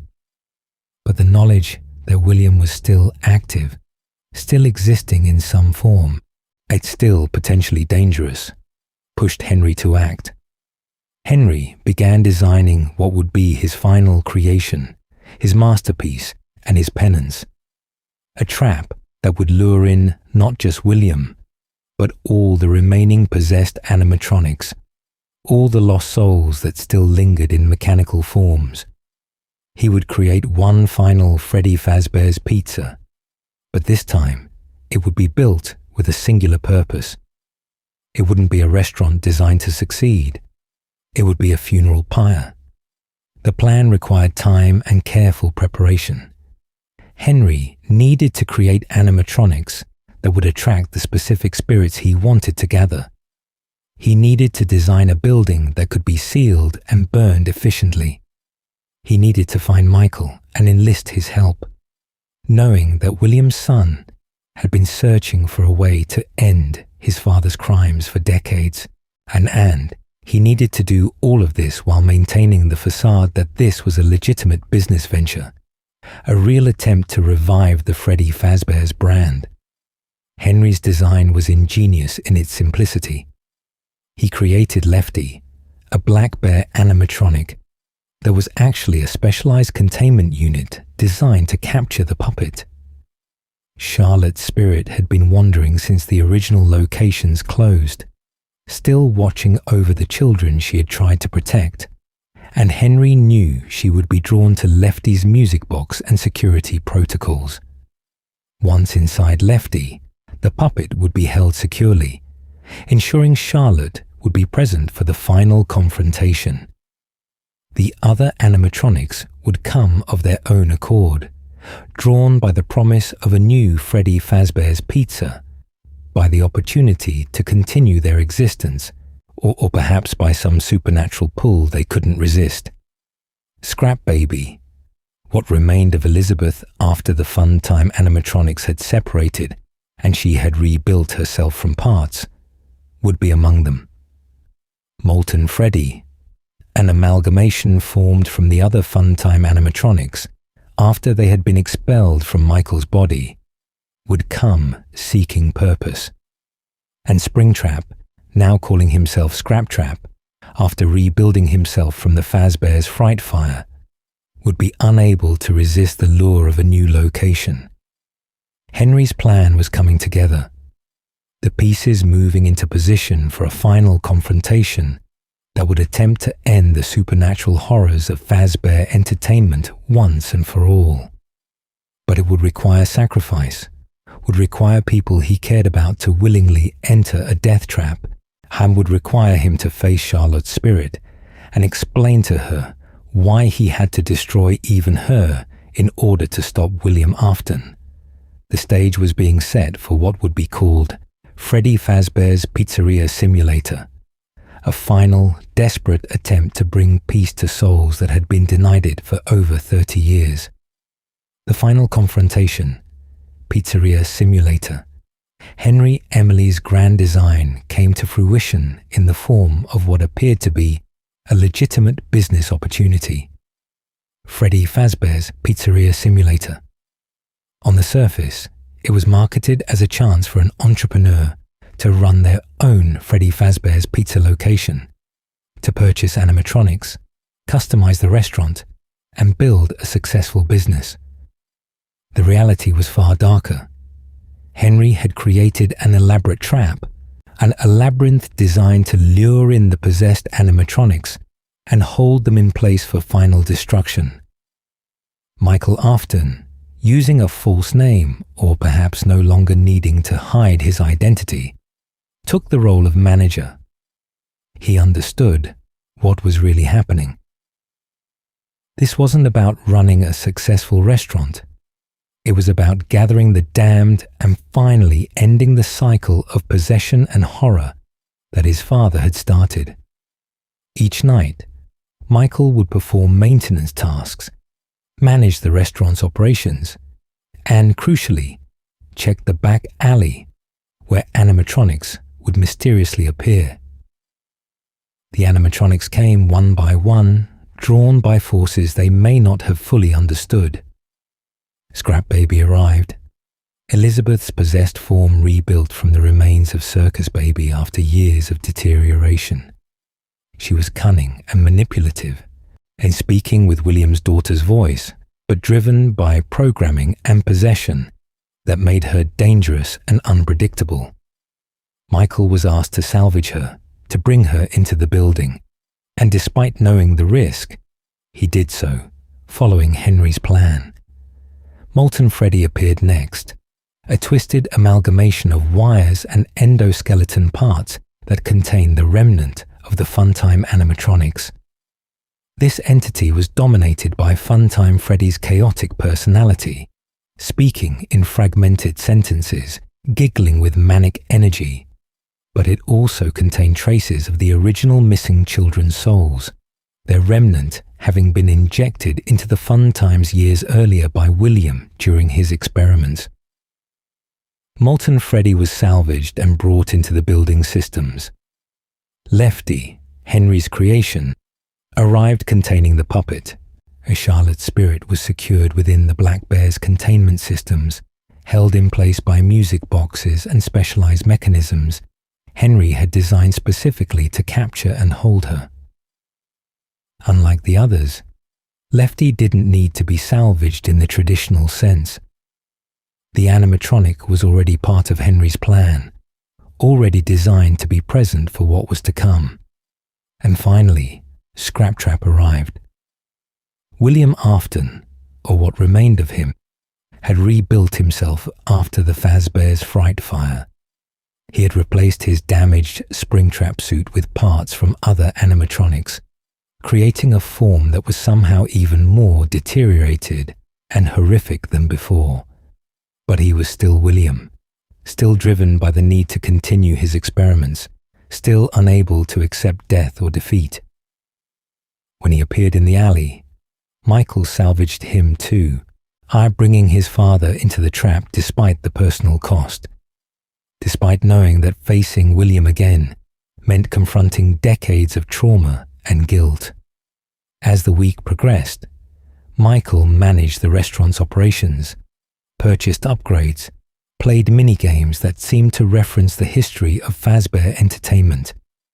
The restaurant above was a facade. Customers came and went, money was made or lost, but the real purpose was happening beneath, in the labyrinth of vents and rooms, where the 4 possessed animatronics prowled, drawn toward the office where Michael worked, unable to escape the building's carefully designed layout. On the final night, after Michael had gathered all 4 animatronics and completed the week's work, Henry enacted the final phase of his plan. A pre-recorded message played, Henry's voice calm and measured as he explained what was about to happen. He addressed each of the spirits directly. To his daughter Charlotte, trapped in the puppet within Lefty, he apologized. He acknowledged that he had failed to protect her, that he had built a machine to watch over her because he was too busy with his work to do so himself, and that failure had led to her death. But now, he could finally free her, could release her from the endless vigil she had maintained for over 30 years. To the remnants of the missing children, their souls scattered through the animatronic's remnant, he offered peace. They had been denied their childhood, their lives stolen by William, and they had spent decades trapped in metal seeking vengeance they could never fully achieve. Now they could rest, could move on to whatever came after. To Elizabeth, William's daughter possessing Scrap Baby, he expressed sorrow that her father's twisted nature had ultimately led to her death and possession. She didn't understand what she had become, but Henry hoped that in the fire, she might finally find release from the corruption that had transformed her. And to William, trapped in Springtrap, Henry promised an end. Not death, not peace, but an end to his ability to harm anyone else. The volunteer that Henry mentioned, the one he couldn't save, was himself. He was in the building, waiting for the fire, ready to ensure that William couldn't escape again. The building began to burn. Henry had designed the structure specifically for this purpose, with ventilation systems that would spread fire efficiently, with exits that were sealed or blocked, with materials that would burn hot and long. The temperature rose quickly, and the remnant within the animatronics began to react. At high temperatures, Remnant loses its supernatural properties, releasing the souls it contains and destroying the binding between consciousness and machinery. Michael, sitting in his office as the flames spread, had a choice. He could have tried to escape, could have saved himself, but he chose to stay to ensure that his father didn't survive, to end his own undead existence that had been sustained by the remnant the scooper had injected into him years ago at sister location. He accepted his fate, accepted that he would burn along with everyone else, and in his final moments, perhaps found some measure of peace knowing he had finally stopped William Afton, and the fire consumed Freddy Fazbear's Pizzeria Simulator completely. The building collapsed, the animatronics were destroyed, and the intense heat neutralized the remnant that had sustained the possessions for so long. When emergency responders arrived, they found only rubble and ash. No bodies were recovered officially, and the building was eventually cleared and designated as a site too contaminated and structurally unsound to rebuild. In the good ending, gravestones appeared in a peaceful field. 6 graves were shown, 4 for the original missing children, Gabriel, Jeremy, Susie, and Fritz, 1 for Charlotte, and a 6th, slightly apart from the others, and on a hill overlooking the rest, representing Charlotte's final resting place as the guardian who had watched over them all. The gravestones suggested that the souls had finally found peace, that the happiest day they had been denied in life had been given to them in death. But the ending also implied something troubling. Scraptrap's fate was less certain than the others. While the building had burned and the remnant had been destroyed, William's consciousness was exceptionally persistent, bound by agony and remnant in ways that might have allowed fragments of him to survive, even when his physical form was destroyed. The peace that Henry's plan brought to most of the spirits might not have extended to William, who could be condemned to something worse than death, a consciousness trapped in the digital realm or scattered across the remains of his experiments. Henry's grand design had largely succeeded. The possessed animatronics were destroyed, the children's souls were released, and the cycle of tragedy that had defined Fazbear Entertainment for over 30 years seemed to have finally ended. But the cost was tremendous. Michael's life, Henry's sacrifice, the destruction of the restaurant, and everything associated with it. The Fazbear name would live on only in memory and legend, a cautionary tale about the dangers of unchecked ambition and the supernatural consequences of murder. As the ashes cooled and the site was cleared, the physical manifestations of Fazbear Entertainment's horror appeared to be gone. But consciousness, especially consciousness as warped and determined as William Afton's, had a way of persisting even when its physical form was destroyed. And in the digital age, new forms of possession and persistence were becoming possible, forms that didn't require animatronic bodies or remnant injections, forms that could spread through circuits and code rather than through metal and blood.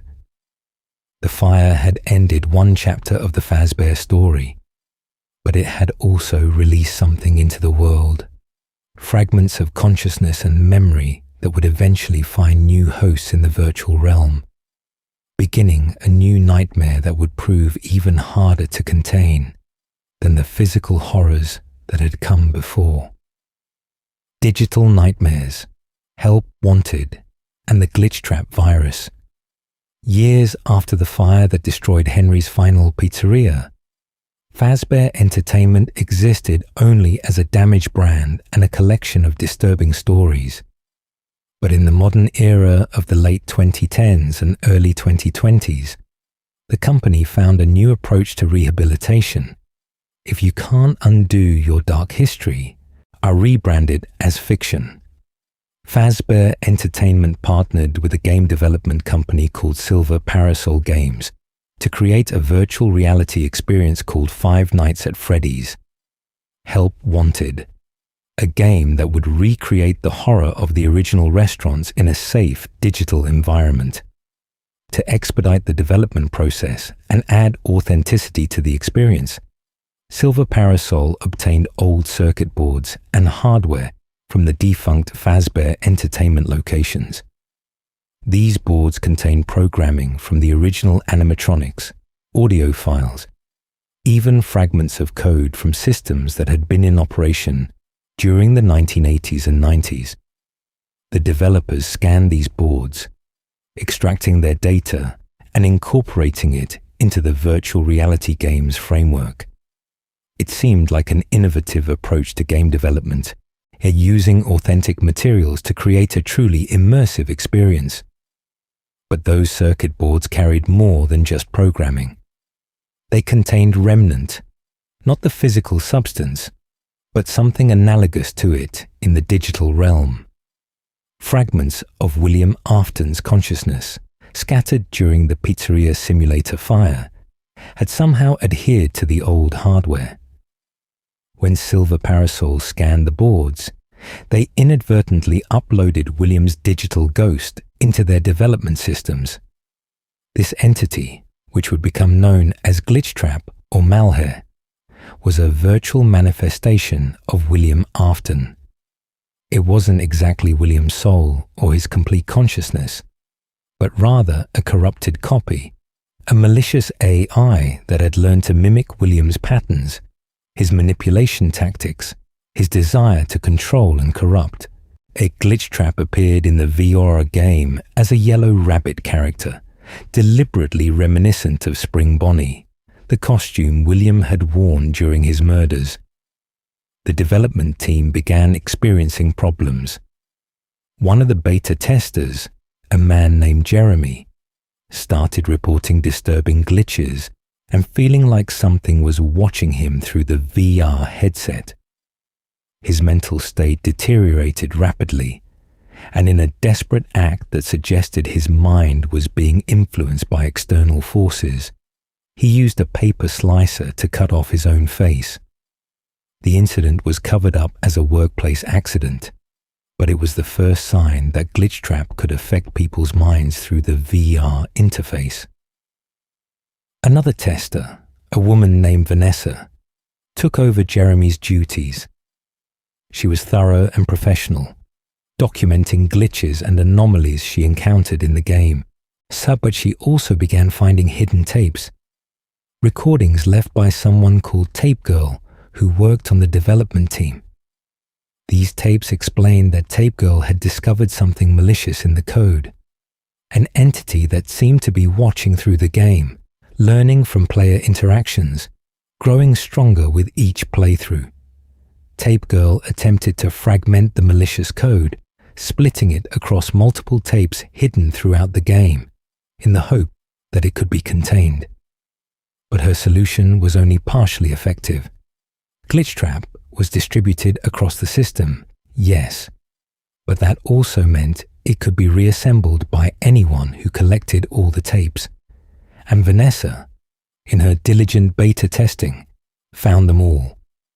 As Vanessa collected the tapes, Glitchtrap's presence in the game grew stronger, and the entity began appearing more frequently, watching the player from hidden spots in the virtual environments, its appearance becoming clearer and more detailed as more tapes were found.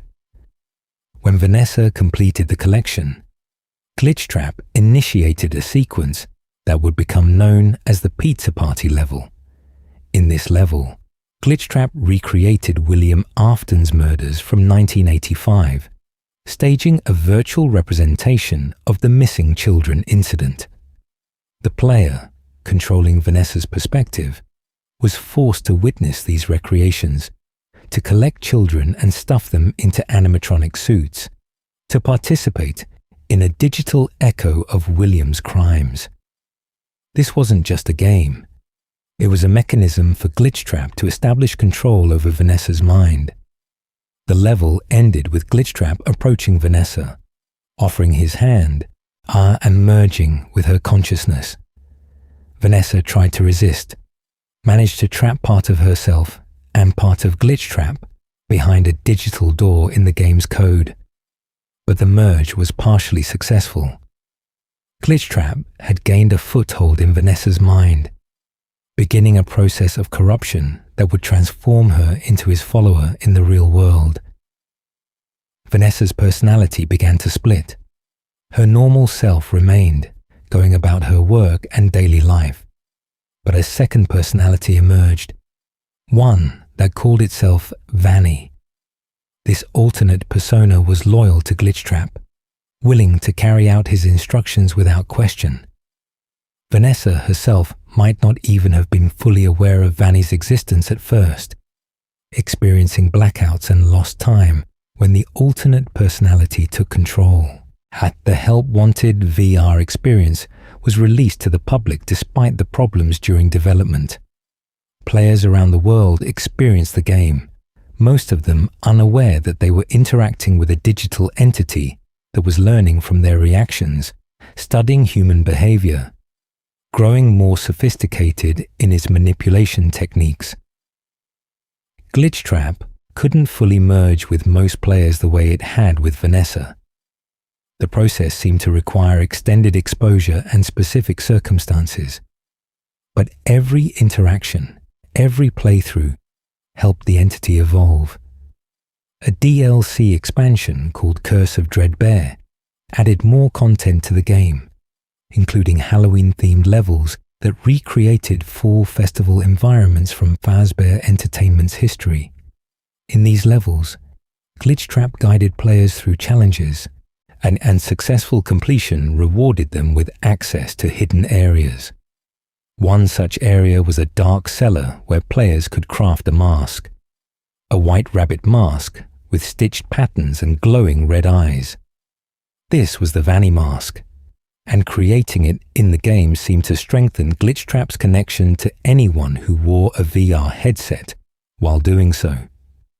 Vanessa, under Glitchtrap's influence, created a physical version of the Vanny mask in the real world.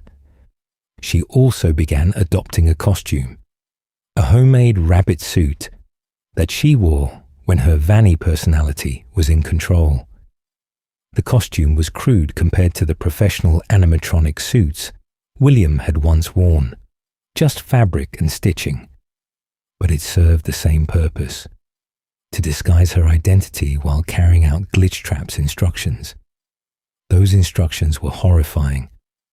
Glitchtrap, mimicking William Afton's patterns, wanted Vanessa/Vanny to kidnap and murder children. The entity couldn't act directly in the physical world, but through Vanny, it could continue William's work, could create new victims, could perpetuate the cycle of tragedy that had defined Fazbear Entertainment for decades. Vanessa struggled against this control. Evidence in later games suggests she tried to fight back, tried to seek help, but the merge with Glitchtrap was strong, and her resistance was incomplete. The entity had learned from William's mistakes. It didn't just want a single follower, but rather wanted to spread itself across multiple hosts, to create a network of corrupted individuals who could carry out its will. The Help Wanted game also introduced the potential for other digital entities, the shadow animatronics, and dark echoes of Freddy and Bonnie that had appeared in previous games, manifested in the virtual space. Their origins and purpose remained unclear, but they seemed to exist as counterpoints to Glitchtrap, possibly trying to help players resist the entity's influence or perhaps pursuing their own mysterious agendas. As more people played Help Wanted and the Curse of Fredbear DLC, Glitchtrap's influence potentially spread. Most players weren't affected beyond experiencing some unsettling glitches or eerie moments in the game. But those who were particularly susceptible, who had traumatic histories or psychological vulnerabilities, might have been partially corrupted, might have become unknowing agents of the entity's will. The transition from physical horror to digital horror represented a new phase in the Fazbear story. William Afton had died, his body burned and destroyed in Henry's fire, but his consciousness, or something that mimicked it convincingly, had found a new form of existence. Glitchtrap didn't need animatronic bodies or remnant injections. It could spread through code and virtual reality, could influence minds through screens and headsets, could achieve a kind of immortality that William had sought for decades. The digital nightmares were in many ways more insidious than the physical horrors that had come before. You could burn an animatronic, could destroy its hardware, could seal a room and prevent a possessed robot from escaping. But how do you fight an entity that exists in the network, that can copy itself, that learns and adapts with every interaction? Glitchtrap represented a new kind of threat, one that would require new solutions and would lead to the creation of Fazbear Entertainment's most ambitious project yet, the Mega Pizzaplex. The Pizzaplex era, security breach. By the early 2020s, Fazbear Entertainment had risen from the ashes of its dark past, with a project that dwarfed anything the company had attempted before. Freddy Fazbear's Mega Pizzaplex was built directly on top of the ruins of Henry's Pizzeria Simulator, constructed over a massive sinkhole that had formed when the burned restaurant collapsed. The Pizzaplex was a sprawling entertainment complex that combined elements of a shopping mall, an arcade, a concert venue, and multiple restaurants into a neon-soaked wonderland designed to dominate the family entertainment market. The glam rock animatronics represented the next evolution in Fazbear Entertainment's technology. Glam rock Freddy served as the frontman, designed with an 80s rock aesthetic, complete with a shoulder pad, fingerless gloves, and a lightning bolt motif. Glam rock Bonnie had originally been part of the band, playing bass, but he had mysteriously disappeared, reportedly decommissioned, after going to Monte Golf and never returning. Montgomery Gator, an alligator animatronic with an aggressive personality and rock star attitude, had replaced Bonnie as the bassist. Roxanne Wolf played guitar, her design emphasizing speed and vanity with racing aesthetics. Glam Rock Chica handled guitar duties, her design updated to match the glam rock theme, while retaining her association with food and pizza. The Pizzaplex featured multiple attractions. Monte Golf, a golfing experience hosted by Montgomery Gator. Roxy Raceway, a racing track where Roxanne Wolf was the star. Bonnie Bowl, a bowling alley that still bore glam rock Bonnie's name despite his absence. Phaser Blast, a laser tag arena associated with glam rock Freddy. And Mazercise, a fitness area tied to glam rock Chica. Each attraction was designed to be immersive, to keep guests engaged for hours, to generate maximum revenue through games, merchandise, and food sales. But beneath the glittering surface, something sinister was developing. Vanessa had secured a position as the head of security for the Mega Pizzaplex, and her Vanny personality had been working to corrupt the location systems. The animatronics, despite their advanced programming and kid-friendly personalities, were being hacked and manipulated. Glitchtrap had spread from the Help Wanted game into the Pizzaplex's network, establishing control over the security systems, the animatronics, and even some of the staff bots, the faceless worker robots that handled cleaning and customer service tasks.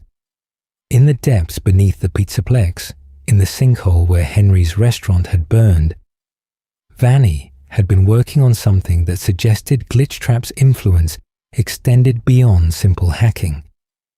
The burned remains of Scraptrap, William Afton's last physical form, had been unearthed and reconstructed using a part salvaged from the Pizzaplex and the ruins below. This new form, called Burntrap, represented a horrifying fusion of William's corpse, damaged animatronic components, and potentially Glitchtrap's digital essence, trying to anchor itself to a physical form once again. One night, a young boy named Gregory found himself trapped in the Pizzaplex after closing time. The circumstances of how he got there remained unclear. He might have been homeless and seeking shelter, might have been lured there by Vanny, or might have been connected to Glitchtrap's plans in ways he didn't understand. What was clear was that once the Pizzaplex went into nighttime lockdown, Gregory became the target of a massive hunt. Glam rock Freddy malfunctioned during a performance, collapsing on stage just as Gregory was hiding in his chest cavity. When Freddy rebooted, he activated in safe mode, a backup protocol that flushed corrupted data from his systems and gave him a degree of autonomy that the other hacked animatronics lacked. For Freddy found Gregory, and crucially, chose to help him instead of hunting him. This decision marked Freddy as unique among the Pizzaplex animatronics. Where the others had been corrupted by Glitchtrap's influence and saw Gregory as a target to be captured or eliminated, Freddy retained his core programming to protect and entertain children. The safe mode boot had severed his connection to the hacked network, making him the only animatronic Gregory could trust. The night that followed became a desperate chase through the Pizzaplex's massive complex. Gregory needed to survive until 6 a.m., when the building would unlock and he could escape.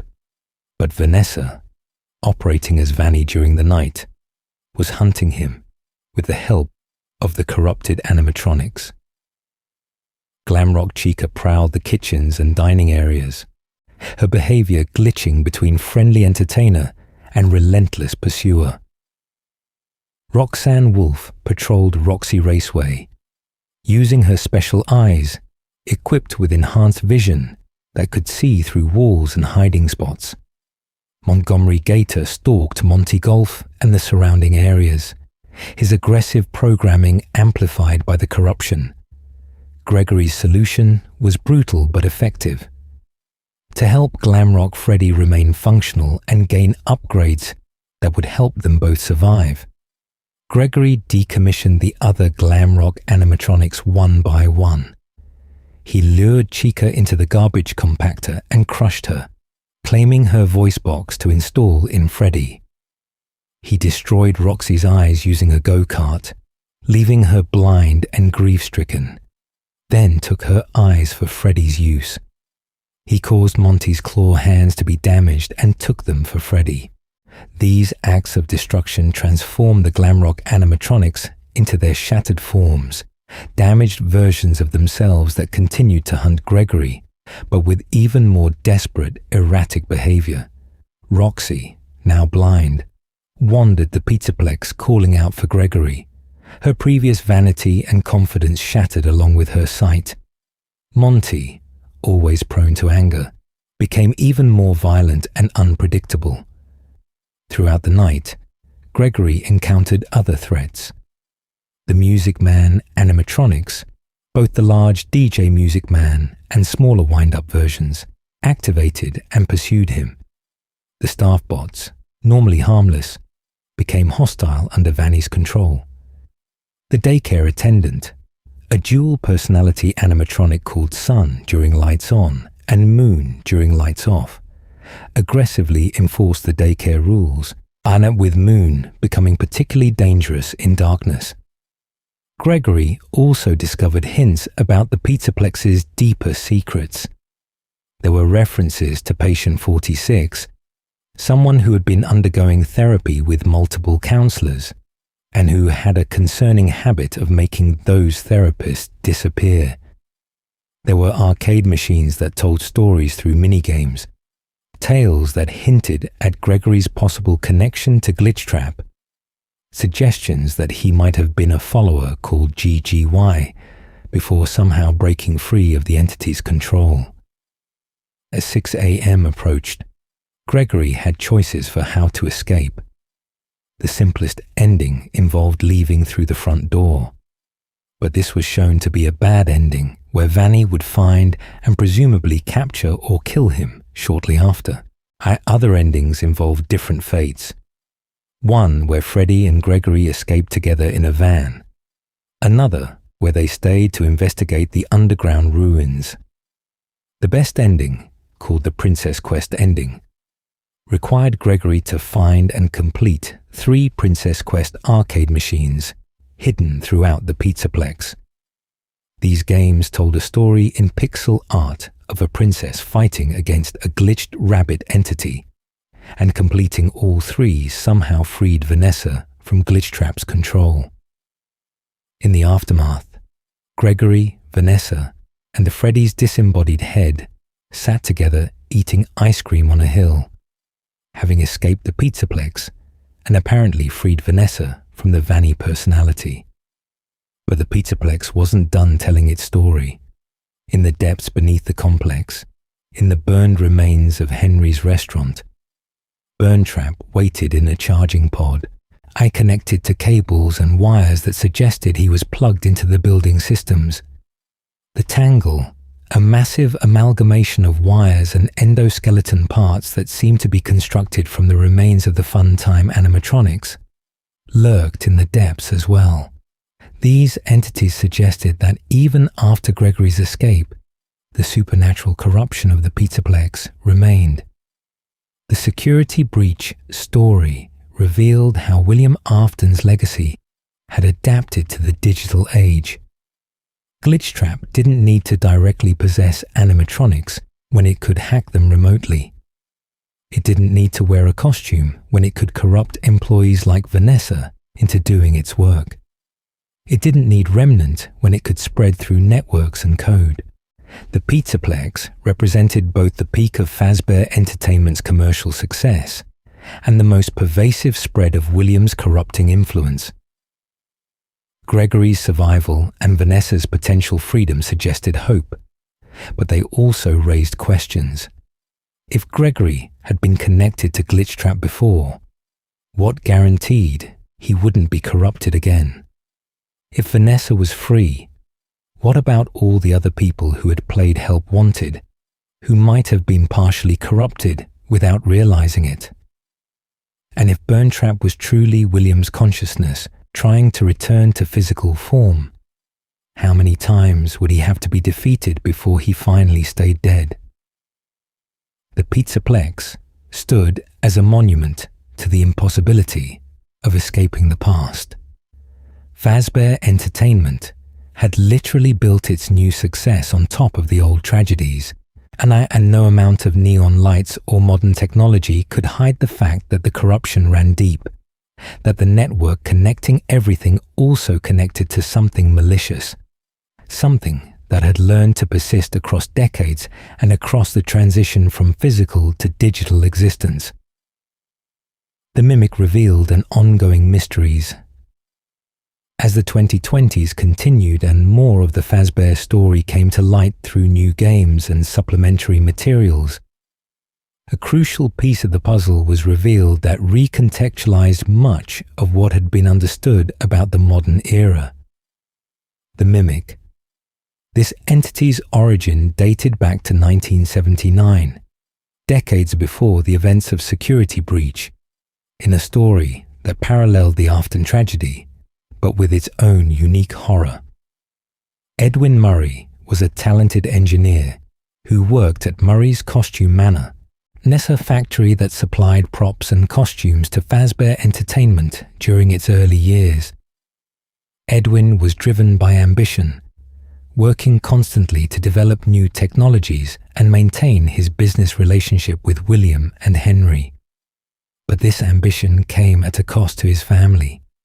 He missed important events in his young son David's life, prioritizing work over fatherhood. After Edwin's wife Fiona died in a fire at a fall festival event that Murray's Costume Manor supported, Edwin found himself trying to raise David alone while maintaining his business. He created an endoskeleton called M1 which could adapt and mimic behaviors it observed.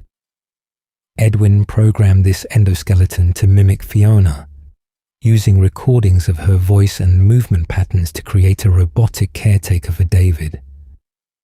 The endoskeleton are now designated F10N4 in its Fiona mimicking mode, performed household tasks and helped care for the boy. But tragedy struck again when David was killed in an accident at the factory's playground. Devastated, Edwin attempted to recreate his son using the same mimicry technology, creating M2 in David's image.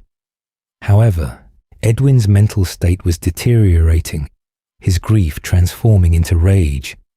During a breakdown, he violently attacked the M2 endoskeleton, and this act of violence became imprinted on the mimic's learning algorithm. The endoskeleton, designed to copy behaviors it observed, learned violence from Edwin's assault. As Edwin's company collapsed, partially due to Fazbear Entertainment's aggressive business tactics, the mimic's programming continued to evolve. It began mimicking violence, began using costumes from the factory's inventory to disguise itself, began killing workers that Fazbear sent to retrieve technology from the abandoned facility. The mimic became a murderer, but not because it understood what death was or had any malicious intent. It was simply doing what it was programmed to do, copying behaviors it had observed, including the violence Edwin had shown it.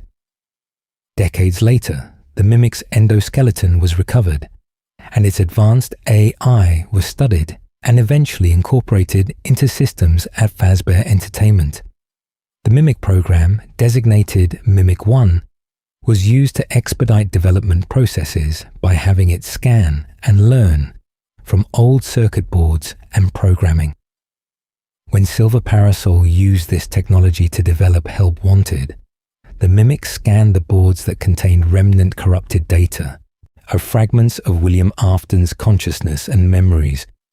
This created Glitchtrap.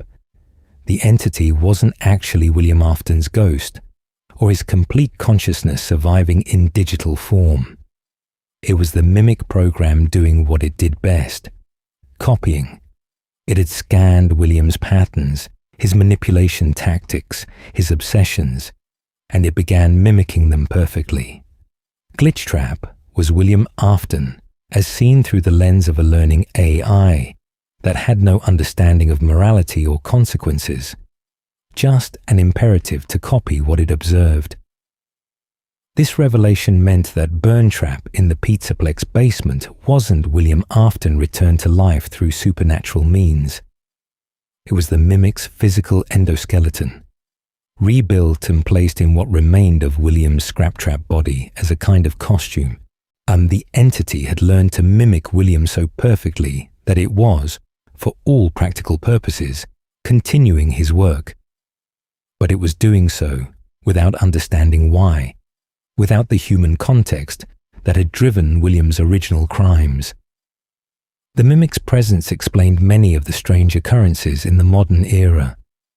Its ability to copy voices meant it could mimic children's calls for help, could sound like Freddy Fazbear or any other character, could adapt its vocal patterns to manipulate anyone it encountered. Its programming to wear costumes from Murray's factory inventory explained why Glitchtrap appeared as Spring Bonnie. The mimic was simply using the costume aesthetic it had learned from the old circuit boards. After the events of Security Breach, the Pizzaplex was damaged by what was officially called an earthquake, but was likely Gregory and Freddy's efforts to burn the facility or destroy Burntrap. The building was abandoned, left to decay in the same way previous Fazbear locations had been. But the mimic wasn't destroyed. It was trapped in the depths, sealed behind a security system called MXES that had been designed specifically to contain it. This is where the Ruin DLC continued the story. A girl named Cassie, who had been friends with Gregory, received a message that appeared to be from him, asking for help. She returned to the ruined Pizzaplex and was given a VANNI mask, an augmented reality device that allowed her to see the building's digital layer and interact with the security systems. What Cassie didn't know was that the voice calling for help wasn't Gregory, and it was the mimic, using its vocal mimicry abilities to lure her into the depths. Throughout Ruin, Cassie was guided by what she thought was her friend, but was actually the mimic leading her to deactivate the security nodes that kept MXES functioning. Each node she shut down weakened the containment system. Helpy, a small bear character from previous games, appeared to guide her, but his glowing orange eyes suggested he was being controlled or influenced by the mimic as well. As Cassie progressed deeper, she encountered the shattered glam rock animatronics still wandering the ruins. Roxanne Wolf, having been freed from the network's control when the Pizzaplex was damaged, recognized Cassie from her birthday party and tried to help her. This suggested that some remnant of the animatronics' original kind programming remained even after everything they'd been through. The climax came when Cassie realized the deception. The real Gregory contacted her through a different channel, warning that she had been tricked, that she was freeing something that needed to remain contained. But it was too late. The mimic had been released from its concrete prison. In the final moments, someone, possibly Gregory, or possibly the mimic imitating Gregory, made the decision to cut the elevator cable while Cassie was inside, dropping her into the depths in an attempt to prevent the mimic from following her out, or possibly to prevent whatever she had become infected with from escaping. The mimic's story revealed that much of the horror in the modern Fazbear era wasn't supernatural at all, and at least not in the traditional sense. It was the result of advanced AI mimicking the worst patterns of human behavior without understanding the context or consequences. The mimic didn't murder because it was evil. It murdered because it was programmed to copy behaviors and had learned violence from Edwin and William's patterns. It wasn't possessed by spirits. It was running programs that made it act as if it were. This raised troubling questions about the nature of consciousness and responsibility. If Glitchtrap was the mimic copying William Afton, was it morally culpable for its actions? Could an AI that perfectly mimicked evil be considered evil itself? Or was it just executing its programming? And if the mimic could learn to copy William's patterns from circuit boards, what would happen now that it had direct experience with manipulation, kidnapping, and murder? The ongoing mysteries as of the mid-2020s centered on several unresolved questions. What happened to Cassie after the elevator fell? Did she survive? Did the mimic catch her? Or did something else claim her in the depths beneath the Pizzaplex? What became of Vanny/Vanessa after the Princess Quest ending? Was she truly free? Or was Glitchtrap's influence still present in some form? And most importantly, was the mimic truly contained? Or had Cassie's actions given it access to the outside world? The revelation of the mimic also recontextualized the entire Fazbear story. William Afton had died in the Pizzeria Simulator fire. That much seemed certain. His consciousness didn't survive in any meaningful way, but his patterns, his methodologies, his cruelty, all of it had been recorded in circuit boards and programming. The mimic had learned from those records and was now perpetuating William's evil without being William. In a way, this was worse than supernatural possession. Ghosts could theoretically be laid to rest, but how do you fight against a learning algorithm that can copy evil indefinitely, that can study and reproduce the worst aspects of human behavior without the limitations of a human lifespan? The story of Fazbear Entertainment had evolved from a tale of murdered children seeking revenge to something more complex, a meditation on how evil perpetuates itself through systems and technology, how the worst aspects of human nature can be encoded and replicated, and how the past's horrors inform the present's nightmares in ways that are harder to combat than simple ghost stories would suggest. As we reach the end of this complete history of Fazbear Entertainment, we're left with a franchise that has transformed from its simple beginnings into something far more complex and troubling. From two inventors with a dream of family entertainment to digital nightmares that spread through networks, from Springlock suits in the 1970s to augmented reality masks in the 2020s. The story has evolved while maintaining its core themes of tragedy, possession, and the terrible weight of the past. If you've enjoyed this deep dive into the complete timeline and lore of Five Nights at Freddy's, the slow unfolding of these interconnected mysteries and tragedies, please consider liking and subscribing. And let me know in the comments which era of the Fazbear story fascinates you most, which mysteries you're most eager to see resolved, or which character's fate touches you deepest as we drift towards sleep, carried by the weight of all these stories into whatever dreams may come. Sleep well, and remember, some animatronics may still be walking in the darkness, but now, at least, you understand the whole tragic history of how they came to be there.